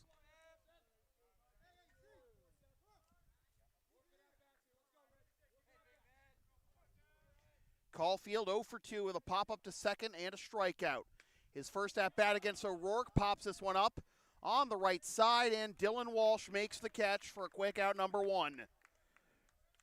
So Caulfield is 0 for 3 in his return to the lineup. First action in over a month, almost about a month for Caulfield for the Chiefs. Here is Witkowski, 1 for 2, pop-up to second the second, and a single in the fourth. Down and in for ball 1. 1 run, 5 hits, no errors, and 7 left for the Chiefs. 2-0 from O'Rourke to Witkowski.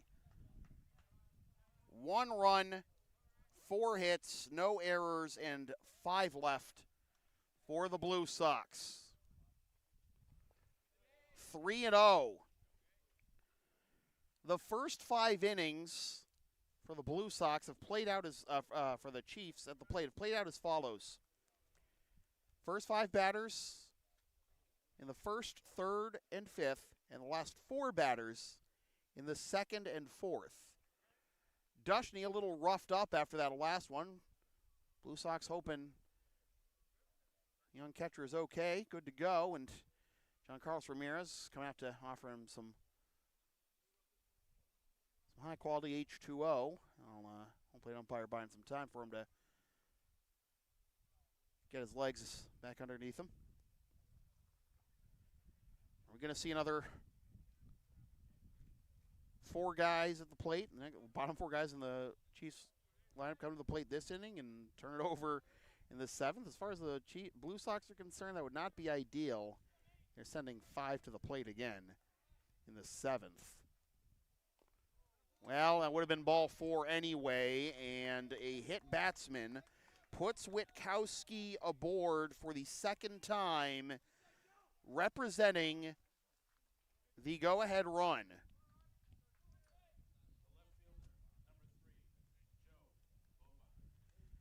So Joe Bova will have to wait his turn as Pat McGowan going out to have a word with his infield.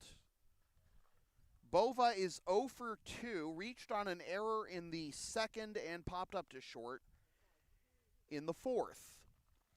Rick DeAngelis going out to have a word with the home plate umpire. And Bova hoping for a big hit here. The entire season, this has come down to 1 game between the top 2 teams in the ICL standings. Chiefs won the first 2. Blue Sox won the next 2. Who will take home the ship tonight? First pitch to Bova. Excuse me, swing fouled off for strike 1 as the wind is starting to blow in here at Pine Banks. And Pine Banks, pretty small park overall, so stuff that you might be able to hit out. Might stay in the park a little bit more, and a wild pitch now puts Witkowski in scoring position. It's a 1-1 count. The go-ahead run at second for Bova. You can hear the wind blowing into my microphone. 1-1, 2-1.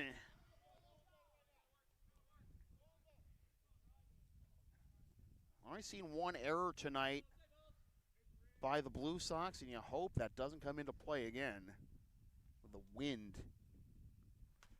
Fouled off, the count will be 2-2.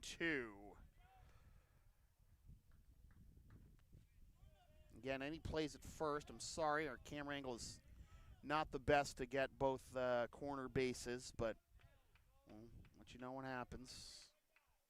If action goes over there. It certainly went over there to end the top half of the 5th. As grounded to the right side, sliding stop by Walsh. On to first, he got him. 2 down. Yeah, the turf might be a little slick right now, as Witkowski gets to third on the play. And it will be up to Nick Valdario to try and put the Chiefs in front. 2 down, go-ahead run, 90 feet away. McElroy creeping in, and Valdario takes strike 1.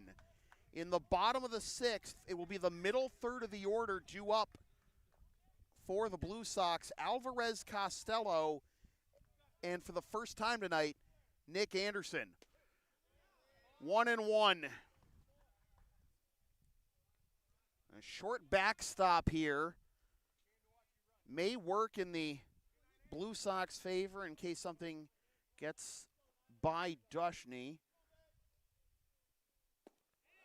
Oh boy, that was close, but it's 2-1. Kowski has decent speed, but the short backstop might make it a little hard for him to score if someone gets by Dush. Swing and a miss. The count is 2-2.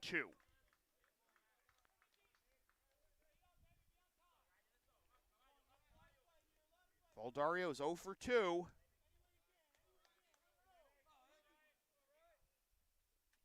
Swing and a miss, strike 3. He goes down on strikes for the 3rd time tonight, and it is still 1-1 after 5.5.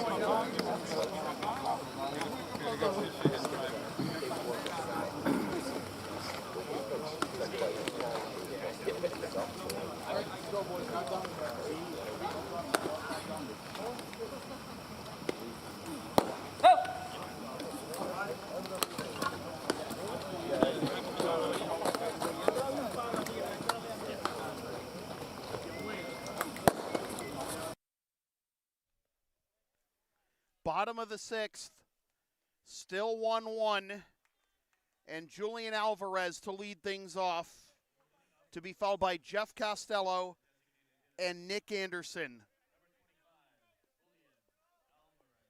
Jules is 1 for 2, has scored the Blue Sox only run this game. Flew out to center the 1st, single, then scored that run. In the 4th, up and in for ball 1. Now, Reed is working on an extra day of rest, but there are over 100 pitches in game 1. 2-0, and the Silver Fox, Julian Alvarez, losing his helmet in the process. 2-0 is a count to Jules. 3-0.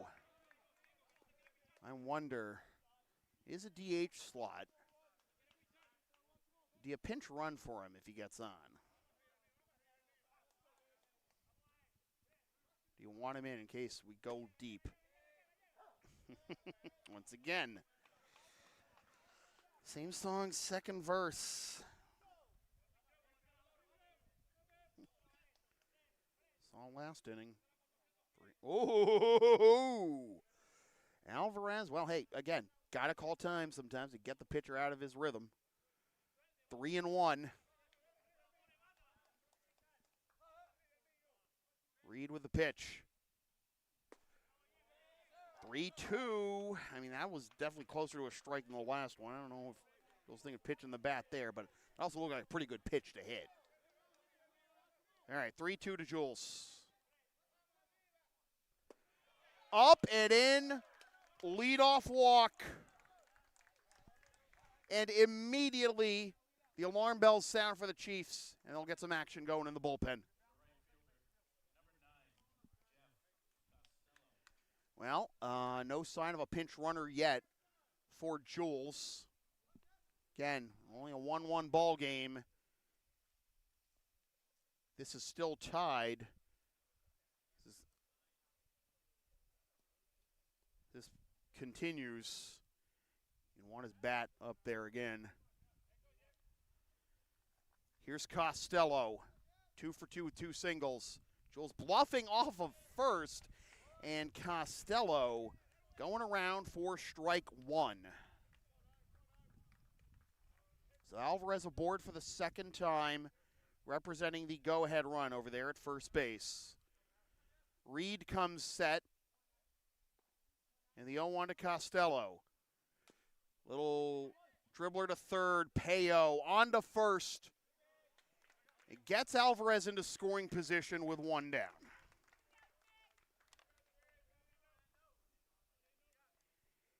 And now for the first time tonight, Nick Anderson.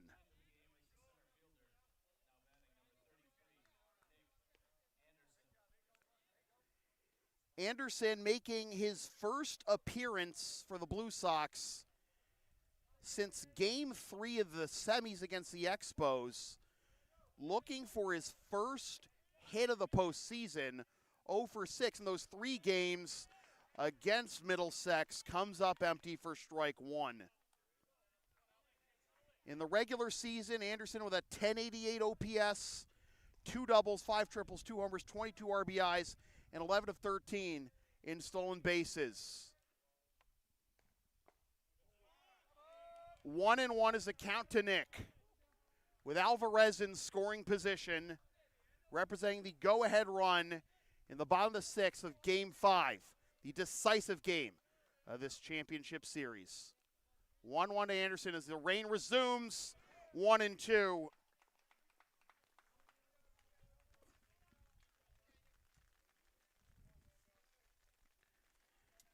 On deck is Justin Bosland.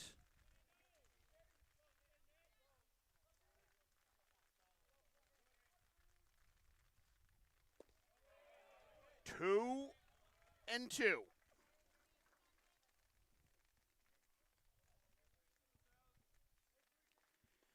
So Sway finishes his night 0 for 1. With Zach Bunton, a fielder's choice. Swing and a miss, strike 3. 2 down. And here's Bosland. He has the biggest play of the game to this point, catching a screamer of a line drive off the bat of Mitch Schroeder when the Chiefs had the go-ahead run at third with 2 down in the 5th to end that threat. Now what can he do at the plate? So far 0 for 2. Pops this one up. Payo looking for it in foul territory, and he's got it! And the Blue Sox do nothing with the leadoff walk, and we go to the 7th. 1-1. Are you not entertained? Remains tied, the Andre Chiefs 1, and the Lexington Blue Sox 1.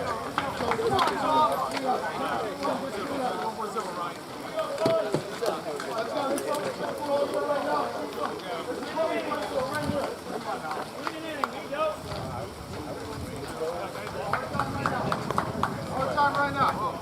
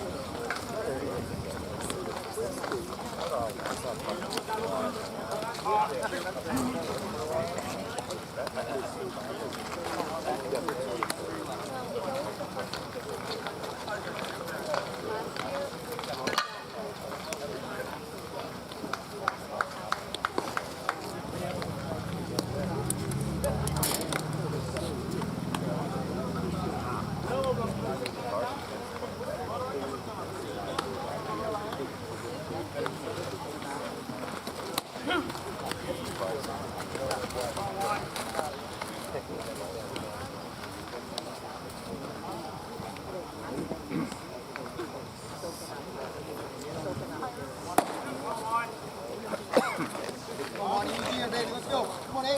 We go to the top of the 7th. And like in the 1st, the 3rd, and the 5th,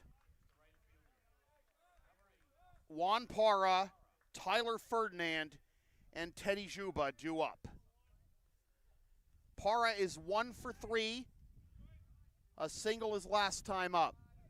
O'Rourke back out there. Parra swings at the first pitch and fouls it out of play for strike 1.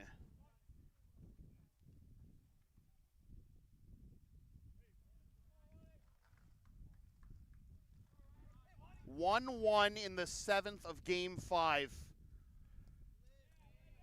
1-1 is the count to Parra. Would you want it any other way?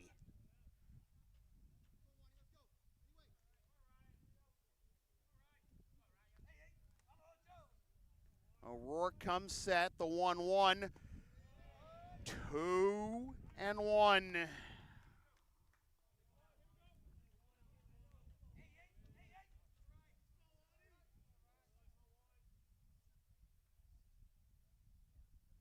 Grounder to second. Walsh on to first. 1 up, 1 down.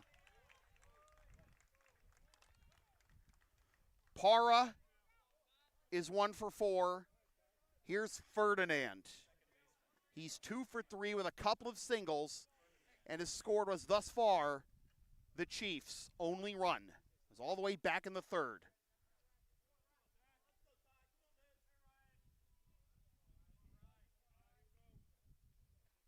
Corner infielders in. And Ferdinand fouls that one off for strike 1.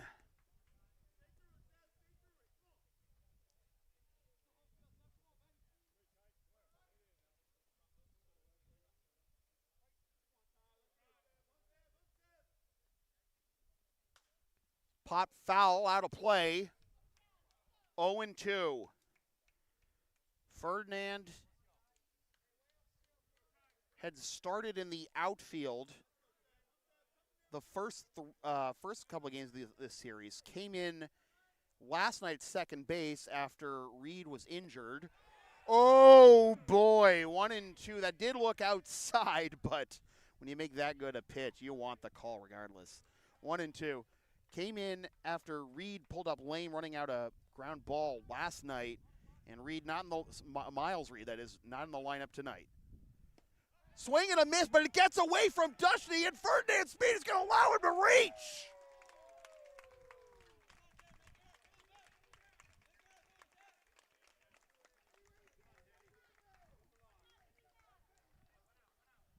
A strikeout, a wild pitch.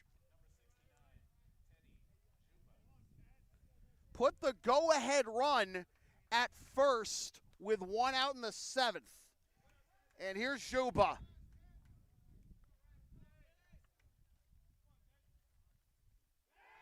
Pickoff attempt and no tag made by Bosland. Teddy is yet to be retired tonight, 1 for 1 with 2 walks and a single. Another throw over to first, and again, Ferdinand back without a tag. Got to figure he's going to run first chance he gets, right? A little secondary lead there, but he doesn't end up going, and Teddy takes strike 1. 0-1 is the count.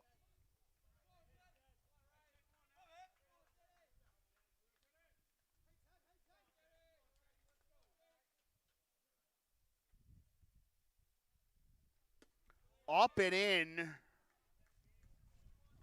1-1.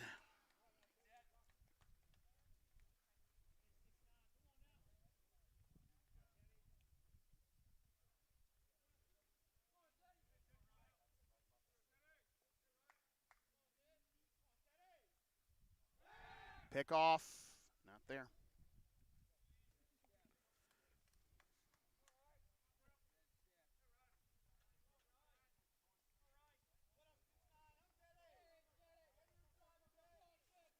Matt Draper for the first 3 as Juba makes it 2 for 2, hits it into left. Been on base all 4 times tonight, and the go-ahead run in scoring position.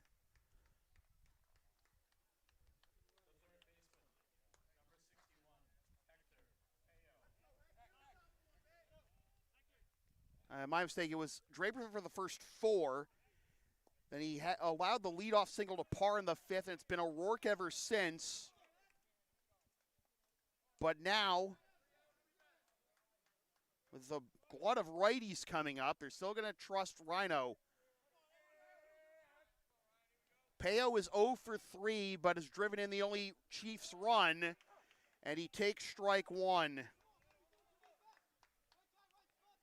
So once again, the Chiefs have 2 runners on with 1 out in front of Peo and Schroeder on deck. Swing and a miss, 0-2. Will the 4th time be a charm? They did cash in once, back in the 3rd with Peo.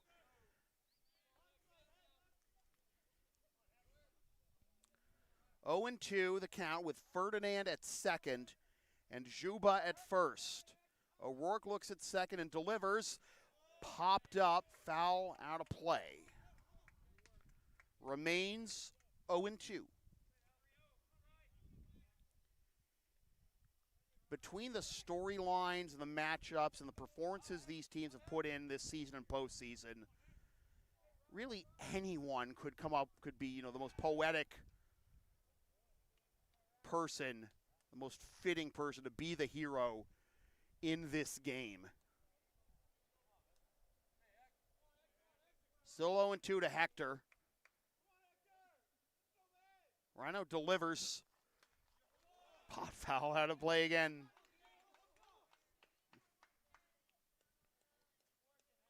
Again, Schroeder due up next. Parra grounding out to second to begin this inning. Ferdinand reaching after striking out on a wild pitch. And then Juba with a base hit the other way. First and second, 1 out. Screamer foul down the third base line.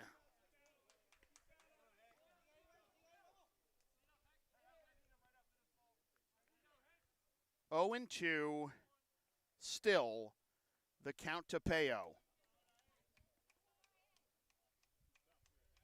Change up.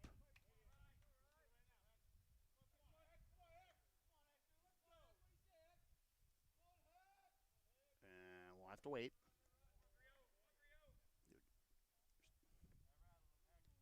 You see see him out in front of that one. He's geared up for fastball. Drop a changeup on him.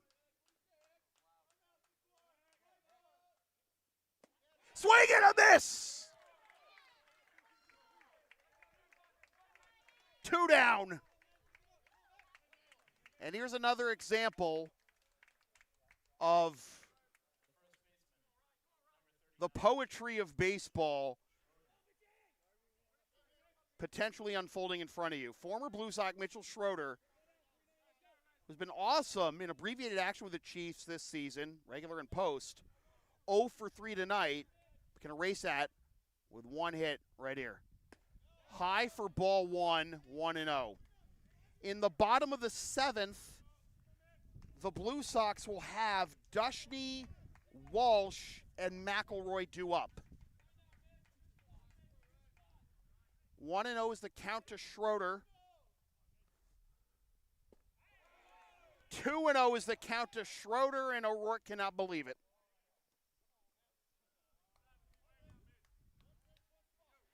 Ferdinand at second, Juba at first. 2 down.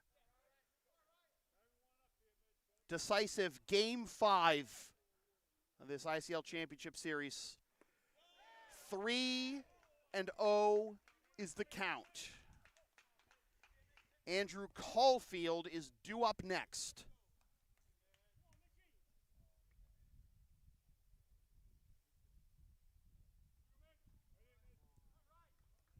Last thing you're going to do to a guy like Schroeder is groove one. Hit your spot, 3-1.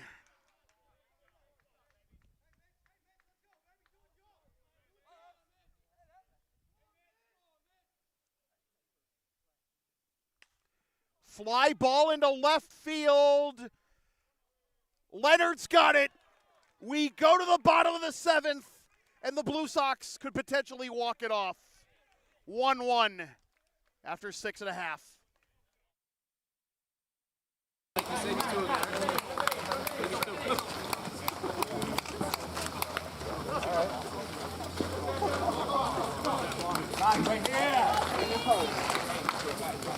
Might go right to work. Yep, I got exactly. I told her. Go right to.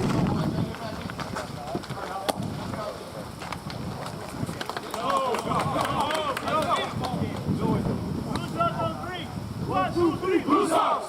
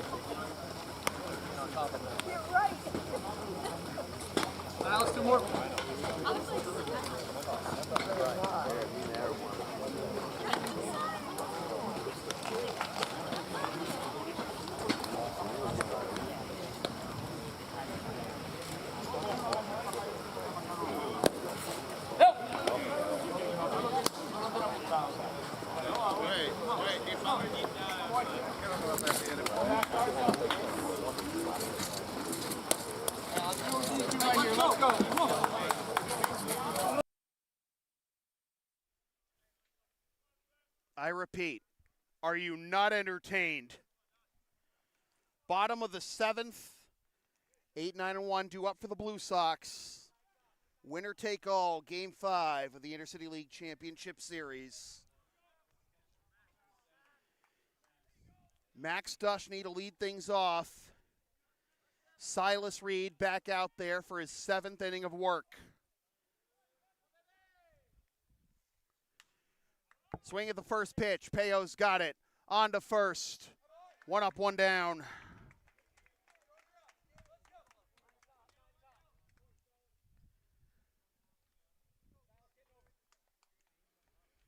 Dush. Now 0 for 2. We're walking in the Blue Sox only run back in the 4th. Here's Walsh, also 0 for 2. Strikeout and a ground to the pitcher. Swings at the first pitch into left field. That gets down for a base hit, and then it kicks away from the left fielder. Walsh is on his way to second. Here comes a throw. That is not in time.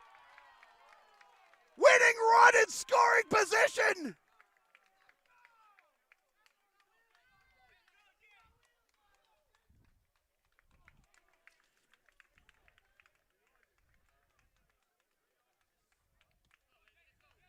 And now Jake McElroy.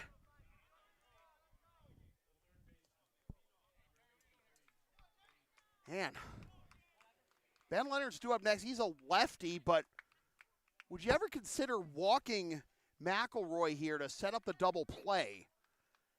The Chiefs are not going to do that.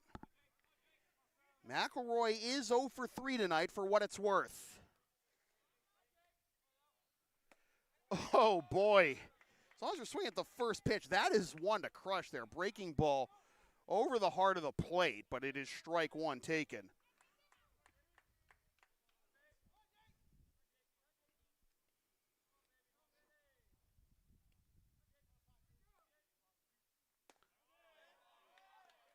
Curveball again, but that one misses inside, and it's 1-1. Reed retired 6 consecutive batters earlier in this game, and during that stretch, the curveball was his go-to pitch. 1-1 here. Grounder to short. Witkowski's got it. On to first, 2 down.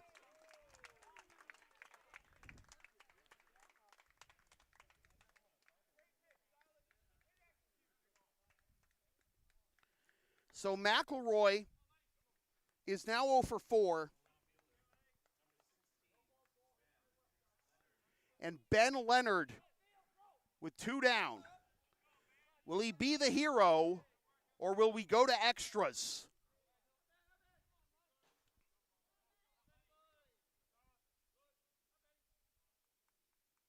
Outside for ball 1.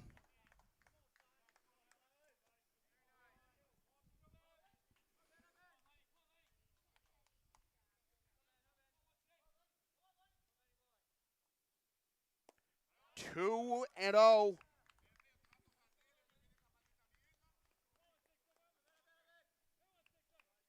You don't want the outfield rather, to come in, right? Have everything in front of them.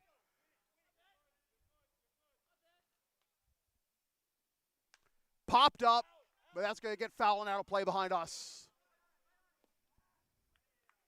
The count is 2-1.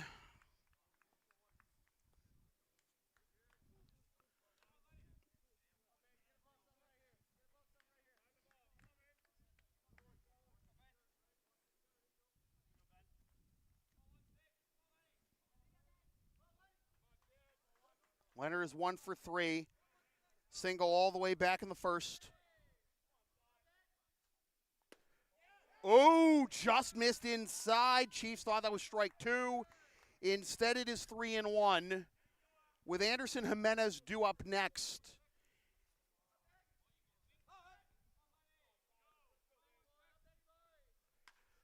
Fly ball into center field on his horse, and making the catch is Valdario. Bonus championship baseball. 1-1 after 7.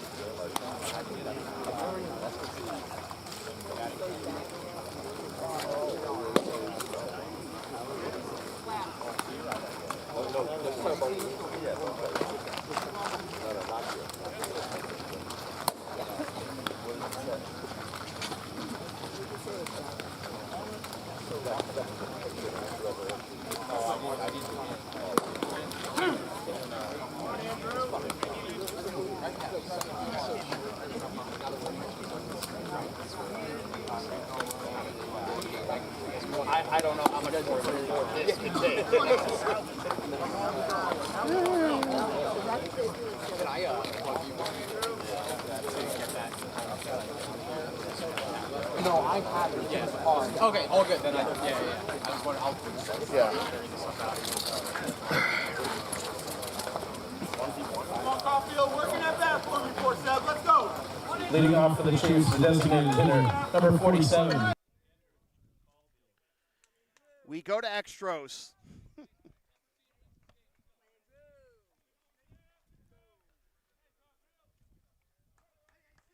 Andrew Caulfield to lead things off, 0 for 3. A couple of pop-ups to second, sandwiched around a strikeout, and Ryan O'Rourke is still out there. The count is 1-0. No California runner or anything. Extra innings, au naturel here in the ICL. Pop-up on the right side. Bosland needs some help. He didn't make the catch. It drops in fair territory, and the leadoff man is aboard for Andre.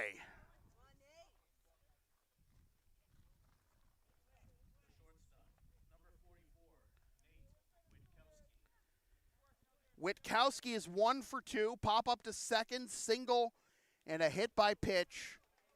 And I think we're going to have a pinch runner here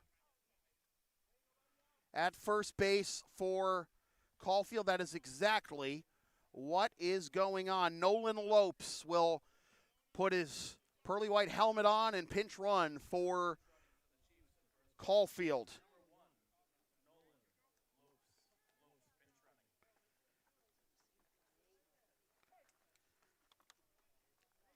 Here's Witkowski, third baseman creeping in. He swings up the middle, and it's into center field for a base hit. Throw back to second. Nope. Tried to catch Lopes, turning too hard around the bag. It is first and second, nobody out.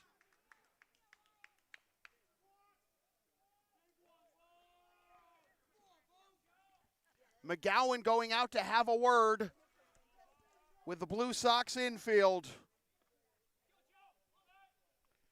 And Joe Bova, possible bunt situation, but also possible chance he's got the green light and could be a hero.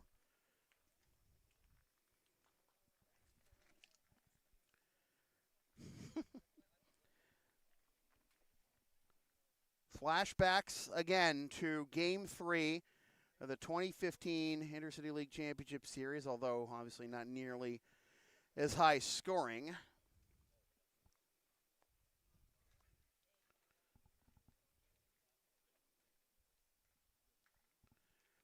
Rourke will stay out there.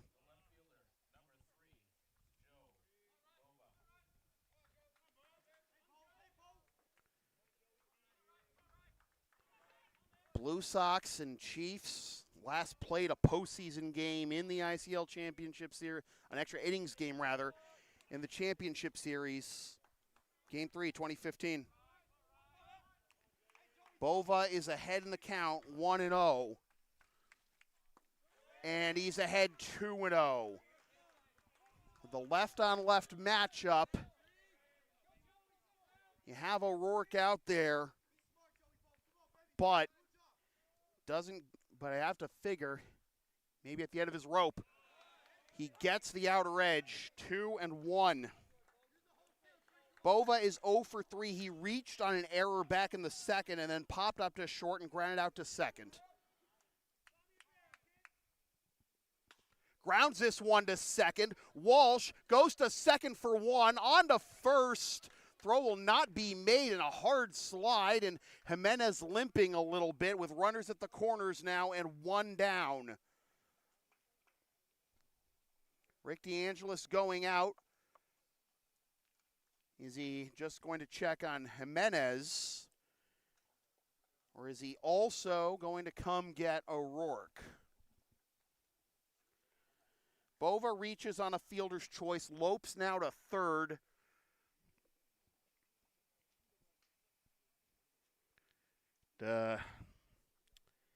Jimenez really favoring that right leg, it looks like. He is due to lead off the bottom half of this inning, too. The man who has been absolutely on fire for much of the second half of the season and this entire postseason is not the guy the Blue Sox want to lose in this situation. Alvarez was also going out to have a word with him, make sure he's good to go. And it seems to be that way. They're going to stick with O'Rourke on the mound, it seems. And now Bosland going over to McElroy.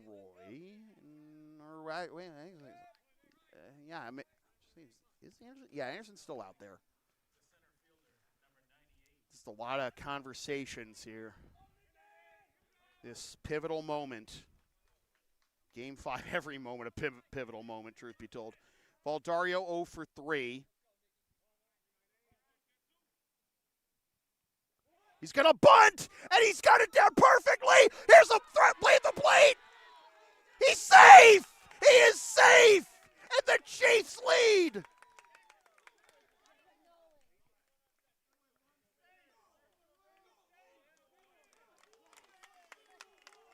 A squeeze play by Nick Valdario. And you can see Bosland charging in and trying to scoop it to Dushney. to get the tag at home, but it was not there.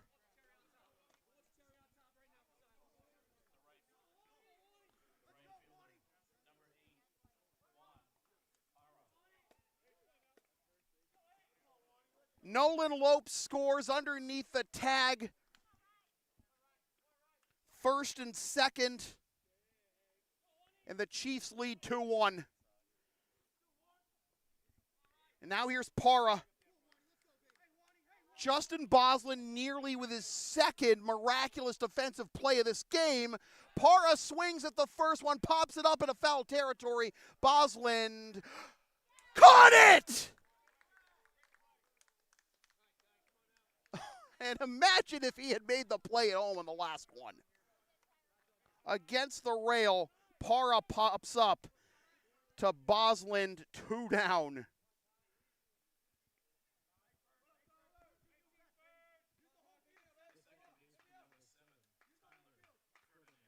And now here's Ferdinand. Well, again, with a couple of lefties here, and Ferdinand and Juba, you ain't taking O'Rourke out now if he's still got enough juice for him. Swing and a miss for strike one. So in the bottom of the 8th, the Blue Sox will be down to their final 3 outs of the season, and it will be Jimenez, Alvarez, and Costello due up. 2 on, 2 out, run home. That pops off of Dushne's mitt and to the backstop. It is 1-1 and 2 runners now in scoring position.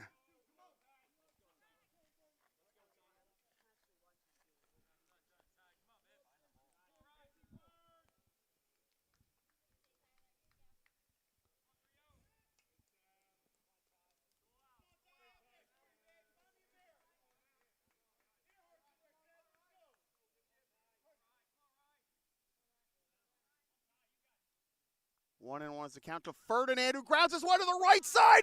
Knocked out, and it gets through to right for a base hit. Here comes the throw. It's not in time. 2-run single for Tyler Ferdinand. 4-1 Chiefs.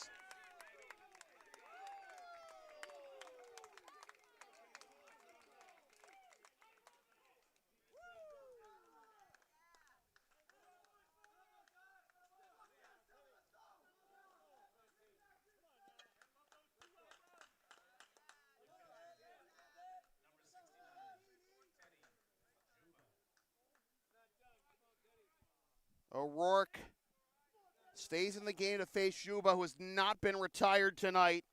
2 for 2, 2 singles, 2 walks. Take strike one. And the hole is only that deeper for the Blue Sox.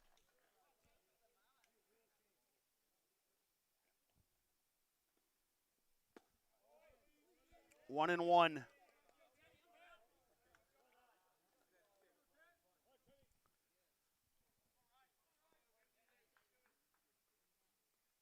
It was not until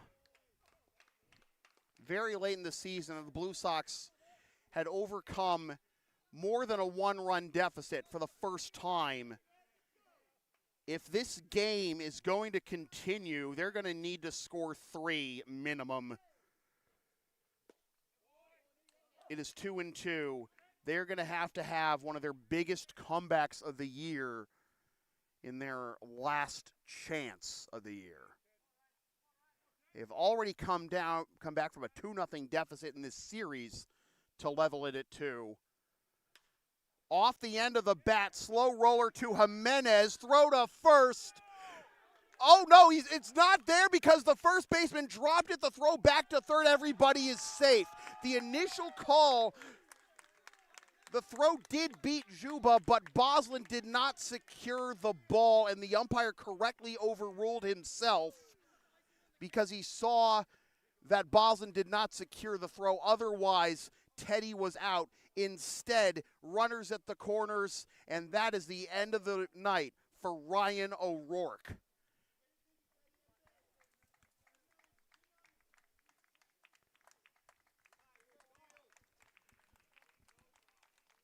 O'Rourke coming off the mound to a round of applause from his Blue Sox teammates and fans, but is it too little, too late?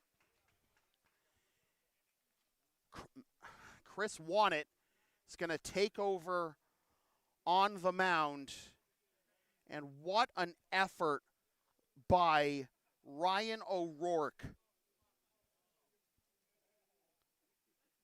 But the Andre Chiefs with a 3 spot here in the top of the 8th in a do-or-die Game 5, winner take all. He allows 3 runs here in the top of the 8th, is still responsible for both runners on base. Chris Wannett will take over on the mound.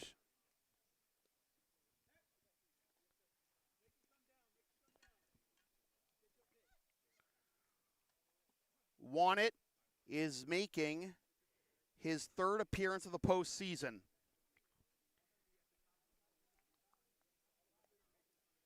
In Game 1, he got a no decision and went 4 1/3 innings, allowing 7 hits and 1 earned run while walking 2 and striking out 4. Also had a no decision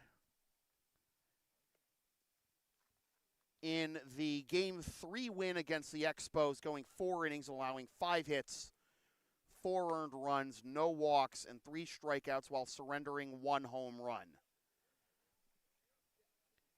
His first task will be Hector Payo, who is 0 for 4 tonight but does have an RBI. And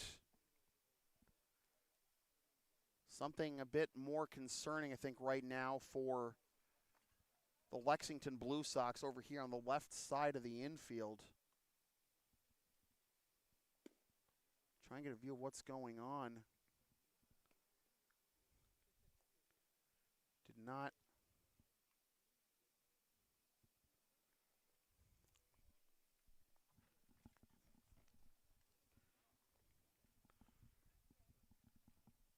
What's going on here?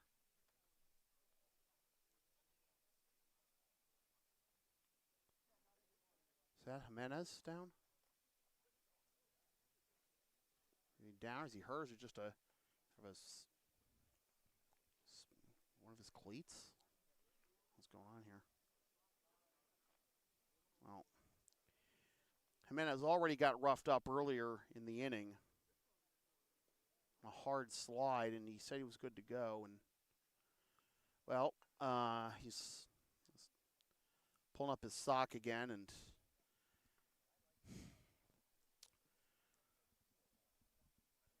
this may be Josue Feliciano's last Intercity League game.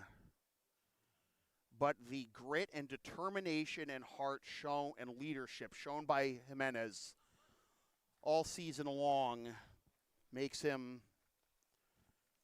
the perfect heir to the throne as one of the Blue Sox leaders in 2025.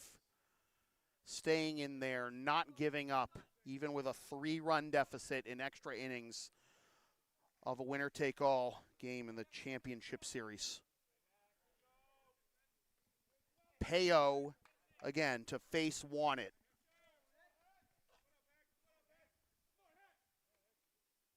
Down and away for ball. Oh, boy. Wannett slipping as he delivered that one. And pitcher's mound may not be dry to his liking there.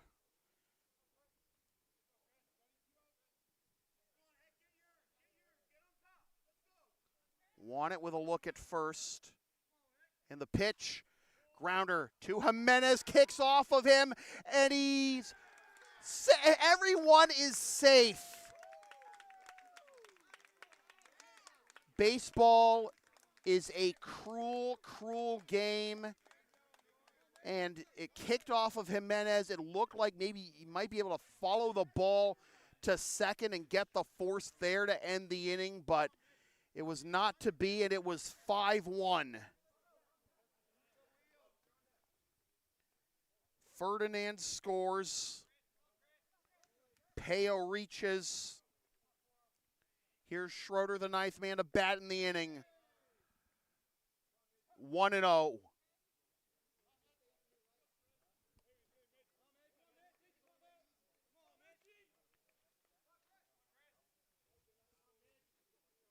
The Blue Sox in the deepest hole they have found themselves all season. Back pick attempt here at first, not in time. This feels even more hopeless, I'm sure, than being 2 down in the series. After that crushing Game 2 defeat, Rick DeAngelis lit a fire under his players and said, "Dare to be great." And they battled back as this is smoked into right field. And Costello able to track that one down for the out that retires the side. But the Blue Sox have to dare to be even more than great as the Andre Chiefs are 3 outs away from a second consecutive Intercity League championship.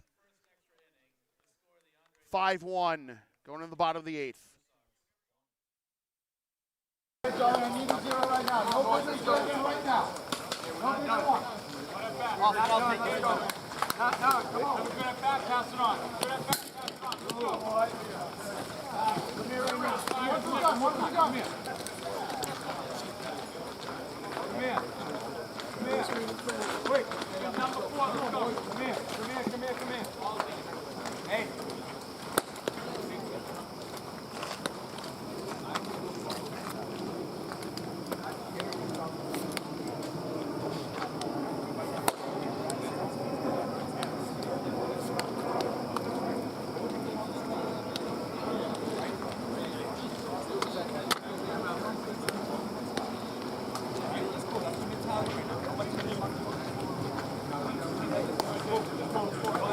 Two more, Silas. 1, 2, 3. Hey.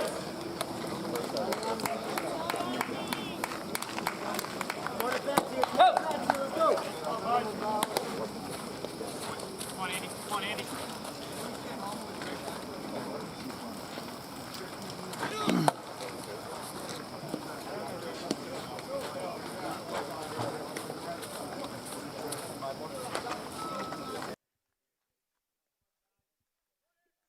As long as we're drawing more and more comparisons to Game 3 of the 2015 Championship Series, the Blue Sox, down to their final 3 outs in Game 3, scored 4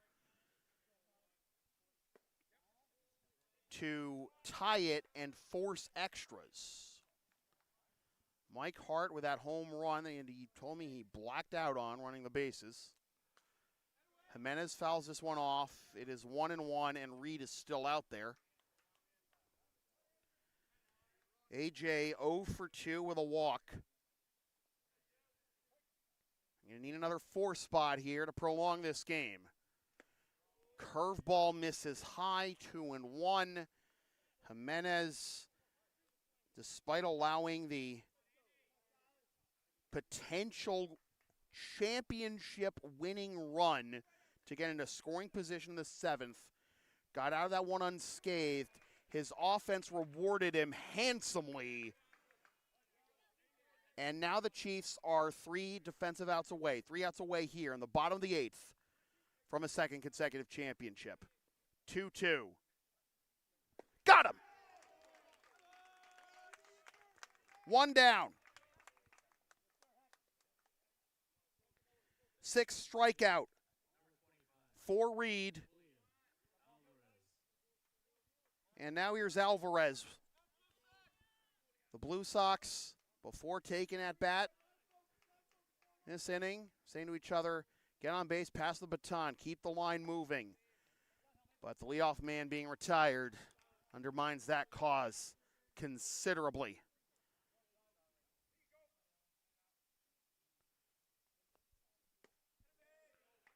One and one. Alvarez and then Costello, and if anyone gets on, Nick Anderson.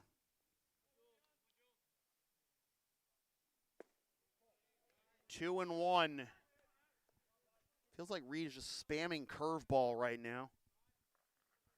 You sit on that one? Well, 2-1 might be a little different. There's a fastball, and Alvarez could only foul it off. And the count is 2-2. The Andre Chiefs on the precipice of a second consecutive Intercity League championship. It would be the first time ever that the Andre Chiefs have won consecutive ICL titles.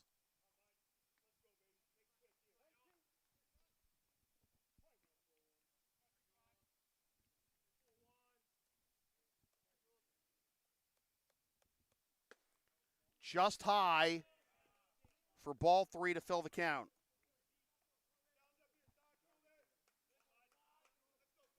The Andre Chiefs have won 7 championships.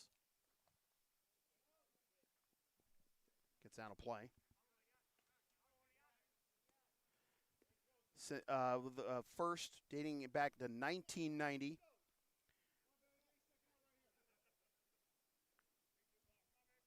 And 8 more championships for the Hosmer Chiefs, giving the Chiefs lineage 15 ICL titles. And trying to make it 16 here. Swing and a miss, strike 3.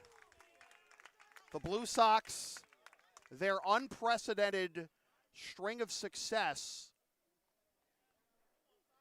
from 2011 to 2021, winning 8 of a possible 10 ICL titles in that time, got them to 16 titles.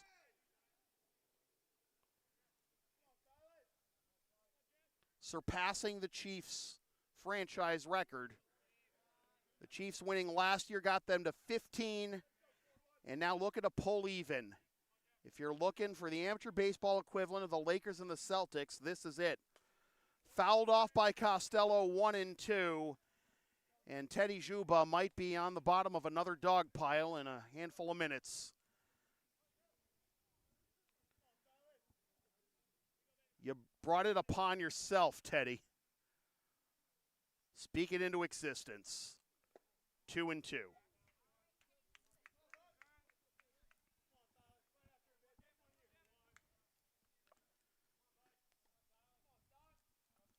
An epic battle befitting this rivalry. The Blue Sox led the championship series in 2011, 2-0. The Chiefs pulled even, but the Blue Sox won Game 5. The roles were reversed the following year, and now, 12 years later, after the Chiefs reversed the roles, looking to defeat the Blue Sox again. Ground ball down the third base line. That is a fair ball. Costello with a wide turn at first. He's on his way to second. That goes into the corner, and then it kicks away from Bova, and now he's on his way to third, and he will slide in safely.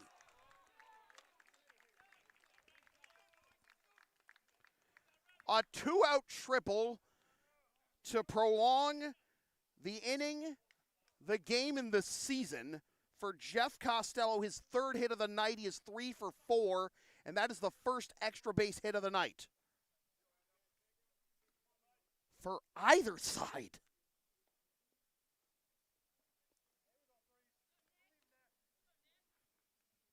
Juba going out to have a word with Reed and Peo here.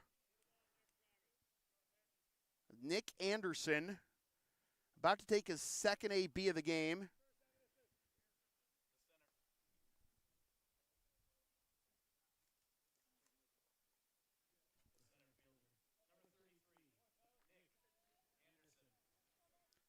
Anderson pinch ran for Sway in the fourth. Sway was 0 for 1 with a sac bunt. Anderson is 0 for 1 with a strikeout. Outside for ball 1.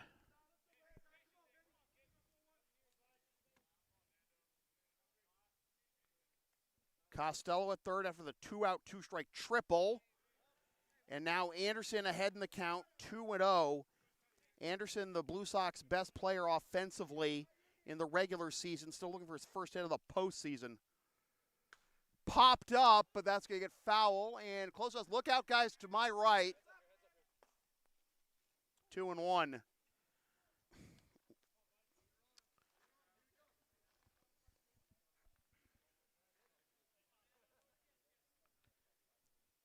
that 4-run top of the 8th almost wasn't. Justin Bosland flying in like Bobby Orr after scoring his Stanley Cup winning goal to try and get the out at home on a squeeze play. The throw was there, but Dushny never secured the ball. And so sliding under the tag safely was Nolan Lopes to give the Chiefs the 2-1 lead. Anderson the other way into left field, and this one is gone! Oppo Taco for Nick Anderson off the end of the bat! Blue Sox haven't won yet. Don't worry, Chiefs fans.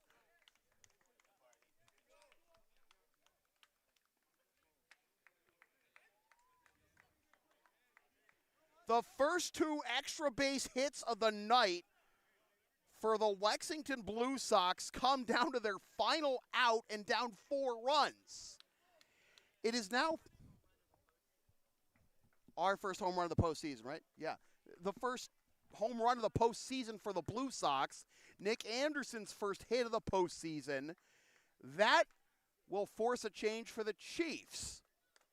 Silas Reed departs, gets a hug from his teammates, from Miles, from everyone, and now it's going to be Paul Frisoli to take over on the mound to try and close this one out.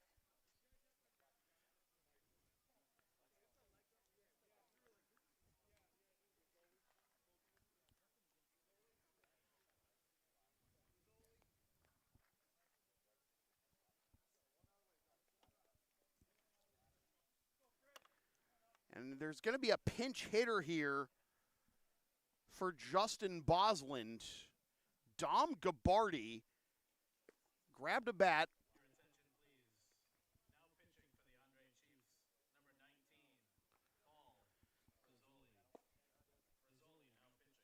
Bosland was 0 for 3 with 3 pop-ups, so Gabardi getting ready to face him. A righty-righty matchup here. Frisoli has 2 complete game wins to his credit this postseason, including Game 2 of this series, allowing 5 hits, 3 runs, only 1 of which was earned, walking 3 and striking out 11. The regular season, 3-0 in 4 appearances with a .95 ERA.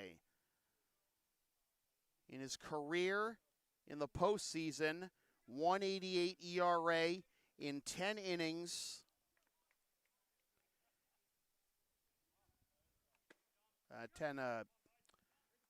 10 appearances in 48 in the third innings, my mistake. So, a triple by Costello and a 2-run home run by Nick Anderson have gotten the Blue Sox within 2. Is it too little, too late? Here is Dom Gabardi to pinch hit for Justin Bosland, and Frisoli misses outside for ball 1.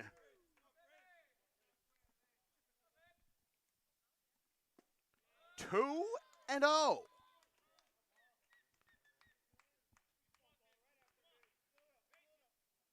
Gabardi is 2 for 12 this postseason. Takes inside, and the count is 3-0.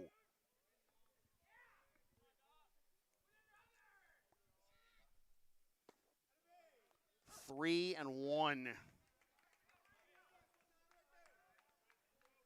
Gabardi was 1 for 2 in the Game 3 win.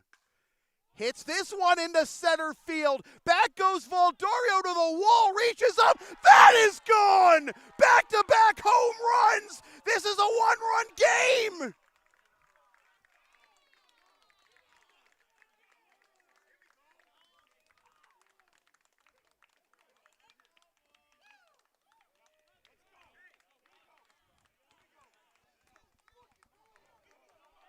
Gabardi super amped up after that one, and his Blue Sox teammates pulling him into the dugout to make sure that he doesn't get things too riled up here. And now Andrew Salima is going to pinch hit for Max Dushney.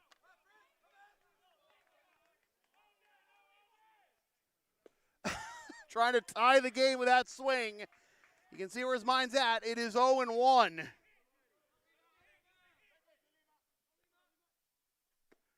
One and one. Not too amped up to go after that one. Fouled off. And the Andre Chiefs 1 strike away. High drama.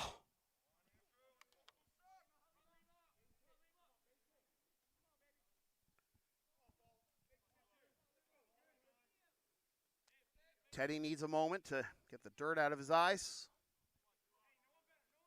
1 strike away, the Andre Chiefs. The Blue Sox have made it interesting when it seemed it was just a formality after the first 2 were retired on strikes by Silas Reed. The 1-2. Down and in for ball 2.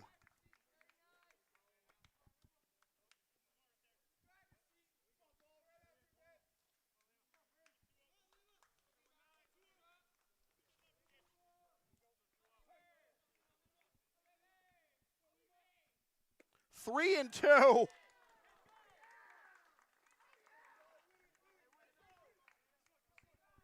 Dylan Walsh up next if Salima can get this.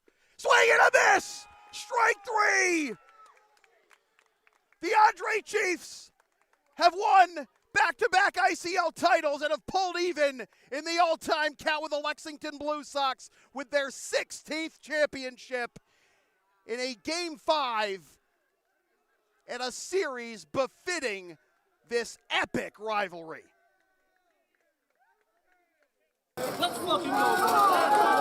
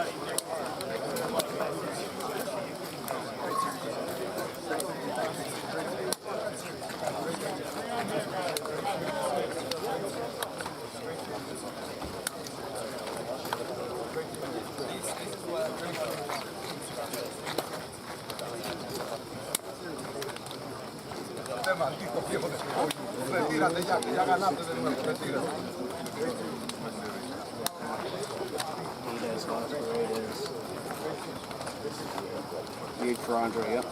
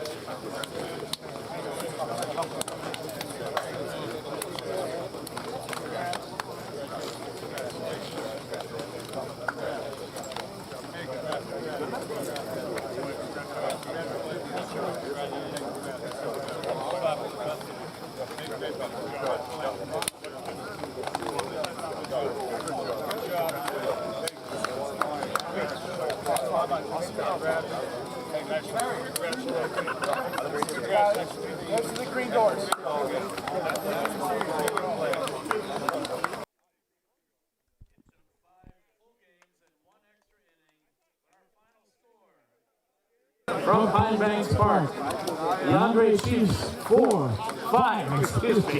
The Andre Chiefs 5 and the Lexington Blue Sox 4. Ladies and gentlemen, your 2024 Intercity League Baseball Champion, Andre Chiefs.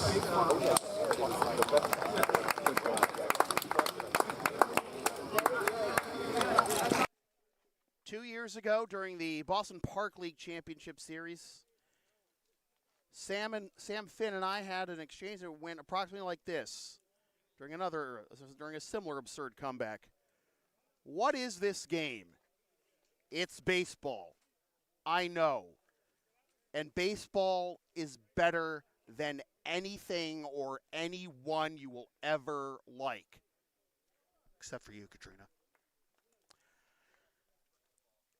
The Andre Chiefs have won their 8th championship. The Chiefs franchise now has 16 total, 8 by Andre, 8 by Hosmer, to match the Lexington Blue Sox Intercity League leading total of 16 titles. Orazio Azzarello will now present the Intercity League Championship trophy to the Andre Chiefs.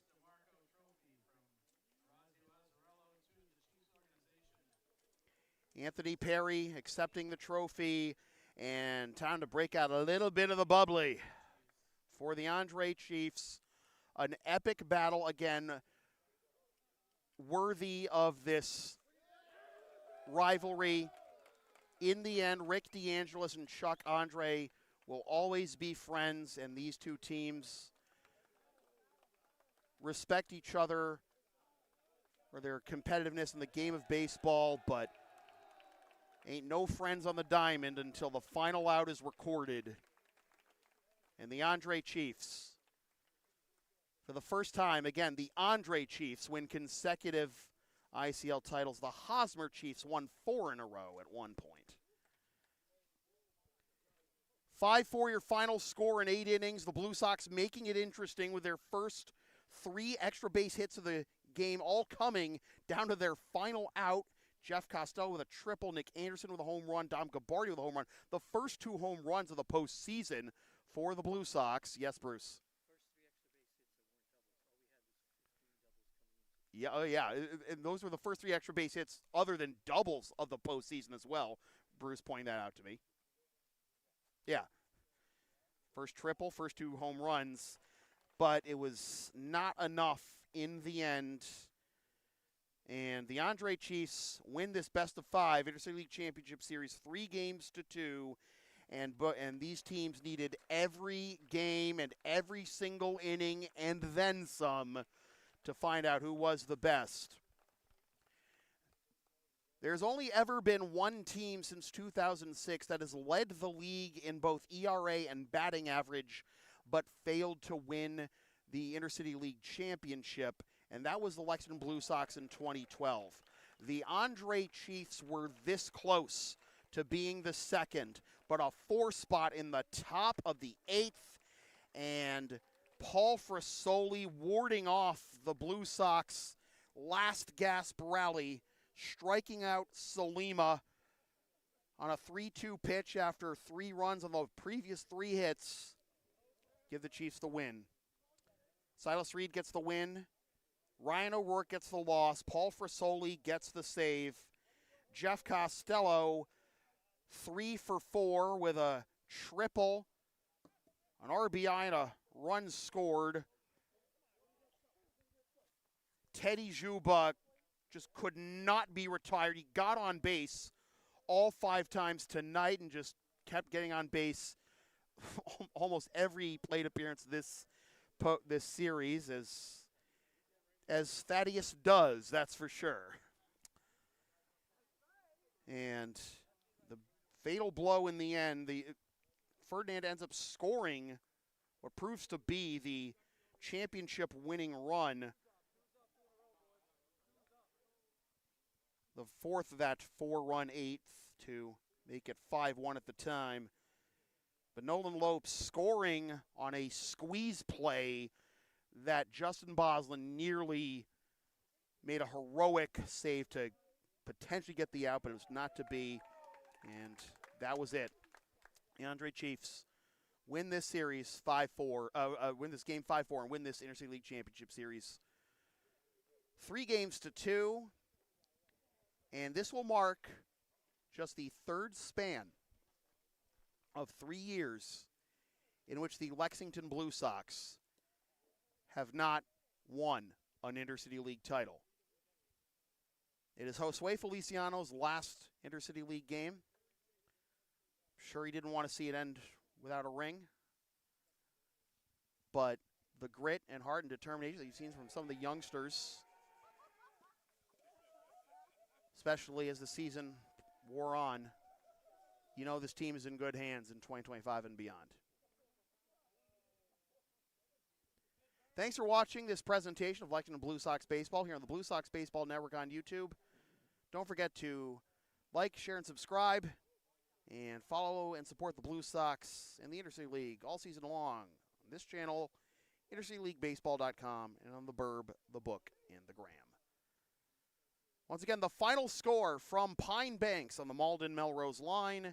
It is the Andre Chiefs 5 and the Lexington Blue Sox 4, and the Andre Chiefs win the 2024 Intercity League Championship Series 3-2, claim their second consecutive and 16th overall championship. For all my rowdy friends here at Pine Banks, my name is Sam Feely. Thanks for tuning in. We'll see you fine folks again next June. Love you, Katrina. Party hard, Caitlin.